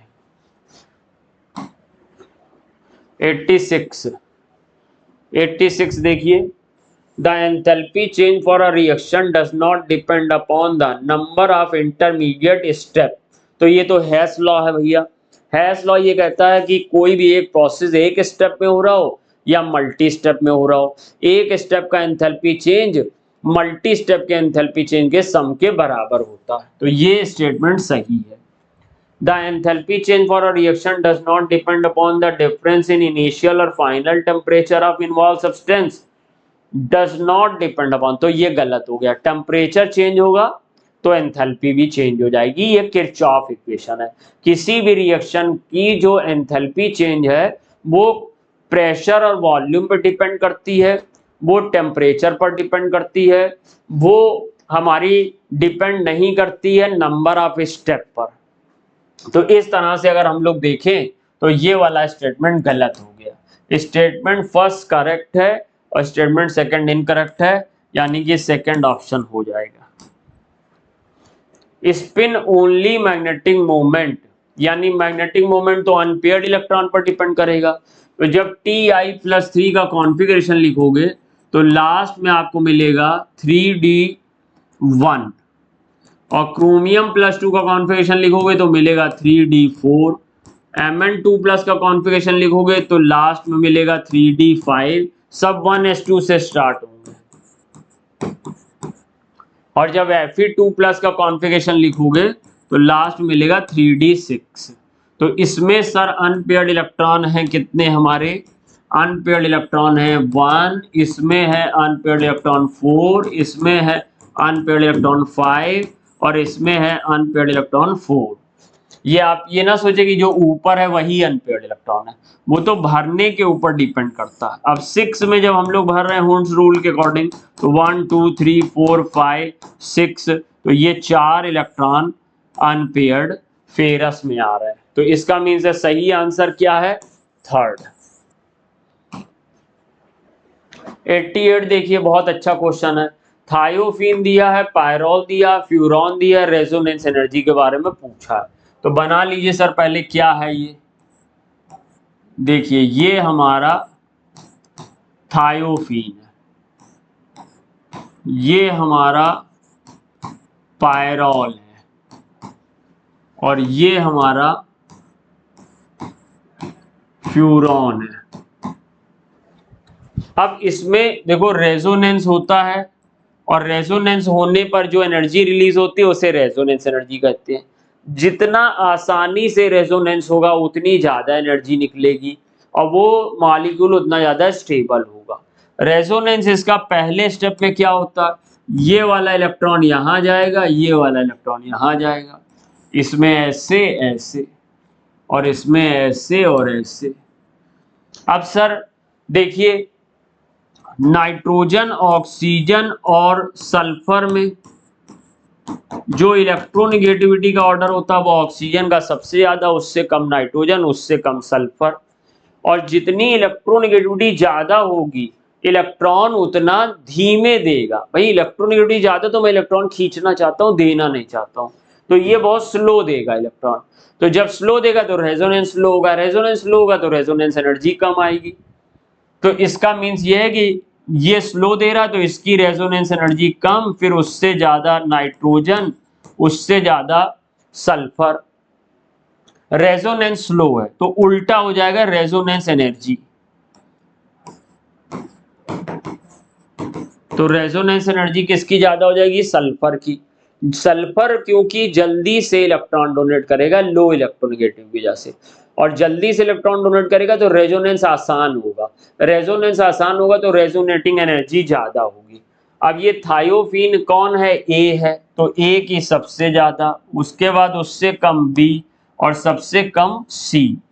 लेकिन मुझे तो डिक्रीजिंग चाहिए, तो ए से कम बी, बी से कम सी, यानी कि फोर्थ वाला सही होगा। अरे ये तो बहुत सिंपल क्वेश्चन है। इसमें देखो जब दो ब्रैकेट होते हैं, दो बड़े ब्रैकेट होते हैं सर, तो कोऑर्डिनेशन आइसोमेरिज्म होती है। ए का थर्ड, तो ए का थर्ड 3 जगह। ये जो हमारा कंपाउंड है ये MAA whole twice B2 type है, और ये जो MAA होल ट्वाइस B2 होता है ये ज्योमेट्रिकल और ऑप्टिकल दो तरह की आइसोमेरिज्म शो करता है। ऑप्टिकल है नहीं तो ज्योमेट्रिकल करा लो। तो B का हमारा फोर्थ, तो इसमें यहीं से डिसाइड हो गया सेकेंड। लेकिन अगर चाहते हो कि और कर ले तो इसमें देखो ये Br है, ये Cl है। अब अगर इसको पानी में डालो तो ब्रोमाइड का टेस्ट देगा। अगर ये Br यहाँ और Cl यहाँ करते हो, पानी में डाले तो क्लोराइड का टेस्ट देगा। यानी अलग अलग आयंस बना रहा, तो अलग अलग आयंस बना रहा है, इसका मीन्स है सर कि ये आयनाइजेशन आइसोमेरिज्म शो करेगा। तो C का सेकंड हो गया। और जब किसी भी कॉम्प्लेक्स में पानी होता है तो वो हाइड्रेटेड आइसोमेरिज्म शो ही करता है। क्वेश्चन नंबर 90 पे आ जाइए। जीरो डायपोल मोमेंट देखना है, तो देखो सिस वाले में तो डायपोल मोमेंट ऑलवेज होता है, जीरो नहीं होगा। ट्रांस में जीरो हो भी सकता है, नहीं भी। अगर सिमेट्रिकल ट्रांस है तो डायपोल मोमेंट जीरो है, अनसिमेट्रिकल ट्रांस है तो डायपोल मोमेंट नॉन जीरो है। तो ट्रांस टू पेंटीन बनाते, ये देखिए हमने यहां पर पेंटीन 2 बनाना है, तो इस तरफ हमने मान लो CH3 ले लिया, 1 2 3 4 एंड 5, तो 4 एंड 5 दैट मीन्स ये C2H5 होगा, और ये यहां पर H होगा, यहां पर H होगा। H को तो कैंसिल कर देगा, लेकिन C2H5 CH3 को कैंसिल नहीं कर पाएगा, तो इसका जो डायपोल मोमेंट है वो जीरो नहीं हो पाएगा। डायपोल मोमेंट जीरो नहीं हो पाएगा, तो ट्रांस 2 पेंटीन का तो नहीं हो पाएगा। अब ट्रांस 3 हेक्सीन में सर चेक कर लेते हैं। ये देखो C डबल बॉन्ड C ले लिया। अब क्योंकि ये तीसरे नंबर पे आना है तो यहाँ पर C2H5 लगाइए, 2 3 4, फिर 2 और चाहिए तो यहाँ भी C2H5 लगाइए, H लगाइए, H लगाइए, ये कैंसिल कर देगा, ये भी कैंसिल कर देगा। ये सिमेट्रिकल एल्कीन है, ये अनसिमेट्रिकल एल्कीन है। सिमेट्रिकल ट्रांस एल्कीन में म्यू आपका जीरो होता है, यानी कि डायपोल मोमेंट जीरो होता है। टोटल डायपोल मोमेंट की बात कर रहा हो तो म्यू टी कर लो, यहाँ पे म्यू टी जीरो नहीं होता, इसलिए हमारा आंसर इसमें थर्ड होगा। और कई बच्चे सोचते हैं कि ट्रांस है तो बस मार दो, तो ट्रांस केवल देख के नहीं करोगे, अगर ट्रांस केवल देख के करोगे तो गलत हो जाएगा। तो हमारा सही आंसर क्या हो जाएगा, थर्ड। अच्छा भाई, अब इसमें मैच द फॉलोइंग आ गया। देखो MnO4 माइनस एक डायामैग्नेटिक सब्सटेंस है, और डायामैग्नेटिक सब्सटेंस है, और इसके पास यहाँ पे ऑक्सीडेशन नंबर +3 है, सॉरी +7 है। तो +7 में इनके पास D0 बचता। तो भैया जब D0 बचेगा तो DD ट्रांसफर तो होगा नहीं, तो ऐसे में कलर का जो रिस्पॉन्सिबिलिटी होती है वो चार्ज ट्रांसफर की होती है। और ये जो MnO4 -2 है, इसके पास Mn की ऑक्सीडेशन नंबर +6 है, तो Mn में अगर +6 चार्ज डालोगे तो D1 आ जाएगा। ये यहाँ पे हम लोग 7+ लिया था और यहाँ पे 6+ लिया, अब D1 आ गया तो DD ट्रांसफर चलेगा, तो ये भी मैच कर गया। तो A का फर्स्ट मैच करेगा, पहले तो A की फर्स्ट में ही खुल गया, A का सेकंड, सेकंड थर्ड ये तो हो ही नहीं सकता, तो बहुत आसान ऑप्शन था, सेकंड हो गया। B का सेकंड मैच करेगा, C यहाँ पे CrO7 2- तो कोई चीज नहीं होती, Cr2O7 2- होता, ये Cr2 था, लेकिन इससे फर्क नहीं पड़ा, आपका तो खुल ही गया है ऑप्शन सेकंड पहले ही, तो Cr2O7 2- है हमारा, और ये भी हमारा इसमें क्रोमियम +6 होता है तो D0 होता, तो इसमें भी चार्ज ट्रांसफर होता, तो C का भी फर्स्ट होगा। और D का क्रोमिक सल्फेट का कोई मतलब ही नहीं है, क्योंकि ये तो आयन बना रहा है इस तरीके से +3 वाले, तो D का जो है हम लोग का D का नहीं, इसमें +3 आ रहा है, तो क्रोमियम +3 में D3 होगा, तो DD ट्रांसफर हो जाएगा। नेक्स्ट क्वेश्चन की बात करते हैं। ये आइसोमर गिवन किए गए हमको, अब देखो ये दोनों एक दूसरे के मिरर इमेजेस नहीं है, जो लोग एक दूसरे के मिरर इमेजेस नहीं हो वो डायस्टीरियोमर्स होते हैं, डायस्टीरियोमर्स। अगर ये OH यहाँ पर होता तो हम लोग कह सकते थे ये इसका मिरर इमेज है और ये एन-एंशियोमर्स होगा, और मीजोमर तो तब होता, ये एक तरह का अकेले में मीजोमर है, ये एक दूसरे को खत्म कर रहा है, तो मीजोमर का तो कोई मतलब नहीं, पोजीशन का कोई मतलब नहीं। ये बहुत आसान है, ओवरऑल ऑर्डर ऑफ रिएक्शन बताना, तो order of reaction sum of power होता है, तो इसमें देखो पावर क्या, 1 + 2 3 + 2, यानी कि यहाँ पे आ जाएगा 3/4, नहीं अरे 4/4, यानी कि 1, तो यहाँ पे जो A है इसका फर्स्ट ऑर्डर है, तो फर्स्ट ऑर्डर एक ही में है, तो थर्ड हो गया, कुछ सोचने की जरूरत ही नहीं। फिर भी आपका मन ना माने तो इसको ऐड करें, कुछ गड़बड़ तो नहीं हुआ, हाफ और 3/2,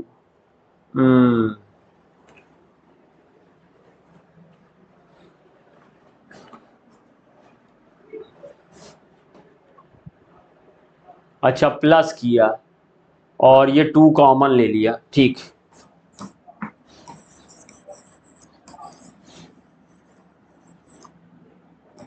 ये 1/2 + 3/2, तो 2 कॉमन ले लिया तो 4/2, तो दैट मीन्स 2 हो जाएगा। या ऐसे भी कर सकते थे, ये 1/2 0.5 है, ये 3/2 1.5 है, तो फिर से 2 आ गया, तो सेकंड ऑर्डर है, तो सेकंड ऑर्डर सेकंड में है। और इसमें हम लोग ये 3/2 यानी कि 1.5 और +-1 यानी कि ये आ गया 0.5, हाफ ऑर्डर, इस तरीके से 93 का सेकंड सही हो गया। 94, मुझसे पूछा कि ये 2 स्ट्रक्चर हैं रेजोनेटिंग और इसमें क्या बताना है, major contribution towards resonance hybrid, तो जो जितना ज्यादा स्टेबल होगा वो उतना मेजर कंट्रीब्यूशन कर रहा होगा।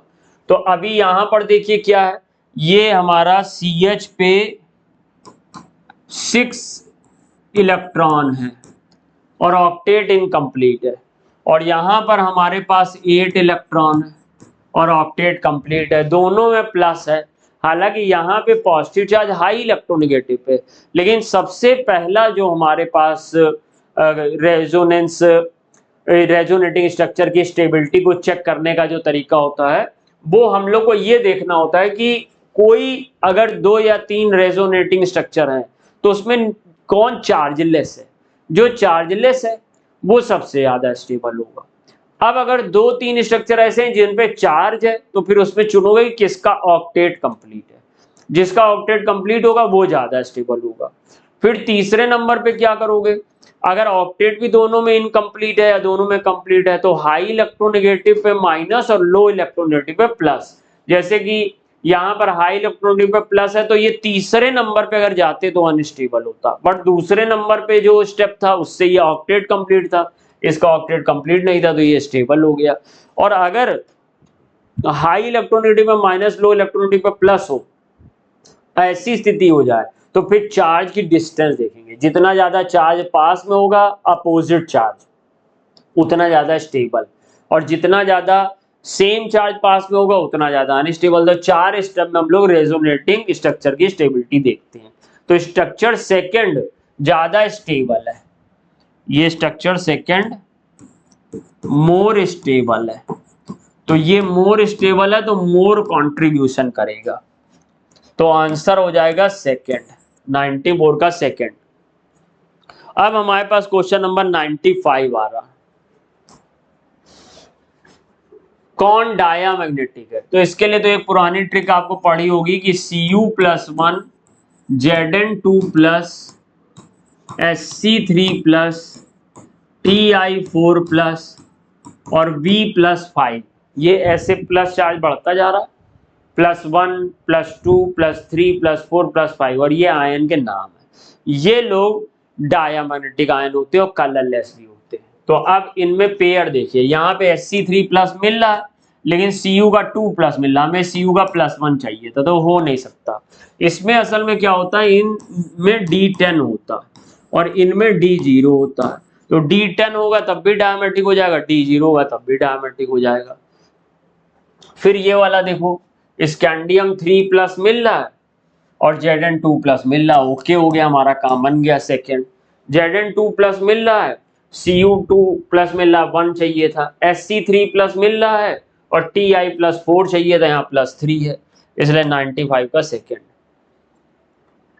सिंपल रिएक्शन है ये हमारी देखो यहाँ पर बन जाएगा, जब NaOH से रिएक्शन होगी तो ONa+ बन जाएगा, और जब हम लोग इसमें CO2 के साथ रिएक्शन करेंगे तो हमको सर ये मिल जाएगा O- Na+ और COH, और O- Na+ की जब एसिडिक मीडियम में रिएक्शन होगी तो ये यहाँ पे हाइड्रोलिसिस हो जाएगी HOH, तो ये हमें सैलिसिलिक एसिड मिल जाएगा। ये कोल्बे रिएक्शन है, जो दूसरे स्टेप में रिएक्शन है ये कोल्बे रिएक्शन है, इसलिए इसका आंसर थर्ड सही हो जाएगा।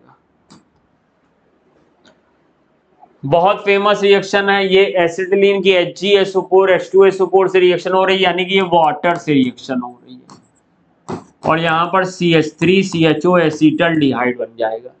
जब AlH4 से होगी तो रिडक्शन हो जाएगा, तो CH3CH2OH बन जाएगा, CH3CH2OH बन जाएगा। अब CH3CH2OH के साथ Br2NaOH की रिएक्शन होगी तो ये ब्रोमोफॉर्म रिएक्शन है, ब्रोमोफॉर्म रिएक्शन, तो इसमें CHBr3 बन जाएगा, CHBr3, यानी कि ऑप्शन नंबर सेकंड सही होगा, ब्रोमोफॉर्म। 98 देखो, aldehyde and ketones are generally prepared by oxidation, aldehyde and ketones are generally prepared by oxidation of primary and secondary alcohol respectively। अच्छा भाई, अब देखो प्राइमरी अल्कोहल का ऑक्सीडेशन करोगे तो एल्डिहाइड बनेगा, सही बात है, लेकिन माइल्ड ऑक्सीडेशन होना चाहिए, और सेकेंडरी अल्कोहल का ऑक्सीडेशन करोगे तो सेकेंडरी अल्कोहल का ऑक्सीडेशन करने पर हमको कीटोन मिलेगा। ये बात तो हमारी सही है इसके अंदर। अब हम लोग को इसमें देखना ये है सर कि ये तो सही बात है, treating a nitrile with Grignard reagent followed by hydrolysis and alcohol, तो ये बात गलत है, क्योंकि अगर आप नाइट्राइल की ग्रिग्नॉट रिएजेंट से रिएक्शन करते हो, जैसे कि ये CH3Cn की रिएक्शन आप कर रहे हो ग्रिग्नॉट रिएजेंट से, और ग्रिग्नॉट रीजेंट CH3MgCl है। तो ये ग्रिग्नॉट रीजेंट से ये एक इंटरमीडिएट बनता है CH3CCH3 और यहाँ पे आ जाएगा डबल बॉन्ड N MgCl और जब इसकी हाइड्रोलिसिस करते हो तो यहाँ से O और H2 टूट जाता तो मुझे कीटोन मिल जाता। तो जब मैं नाइट्राइल की रिएक्शन ग्रिग्नॉट रीजन से करूंगा तो मुझे एल्कोहल नहीं कीटोन मिलेगा। तो सर ये ऑप्शन हमारा स्टेटमेंट सेकंड गलत है और स्टेटमेंट फर्स्ट सही है। तो ये इसका जो सही आंसर होगा वो सेकंड होगा। नेक्स्ट के लिए चलते हैं। 99 लोएस्ट न्यूक्लियोफिलिसिटी। आपको मालूम है कि पीरियड में जाने पर जैसे कि ये CH3 माइनस है, ये OH माइनस है, ये CH3 के बाद NH2 लेंगे,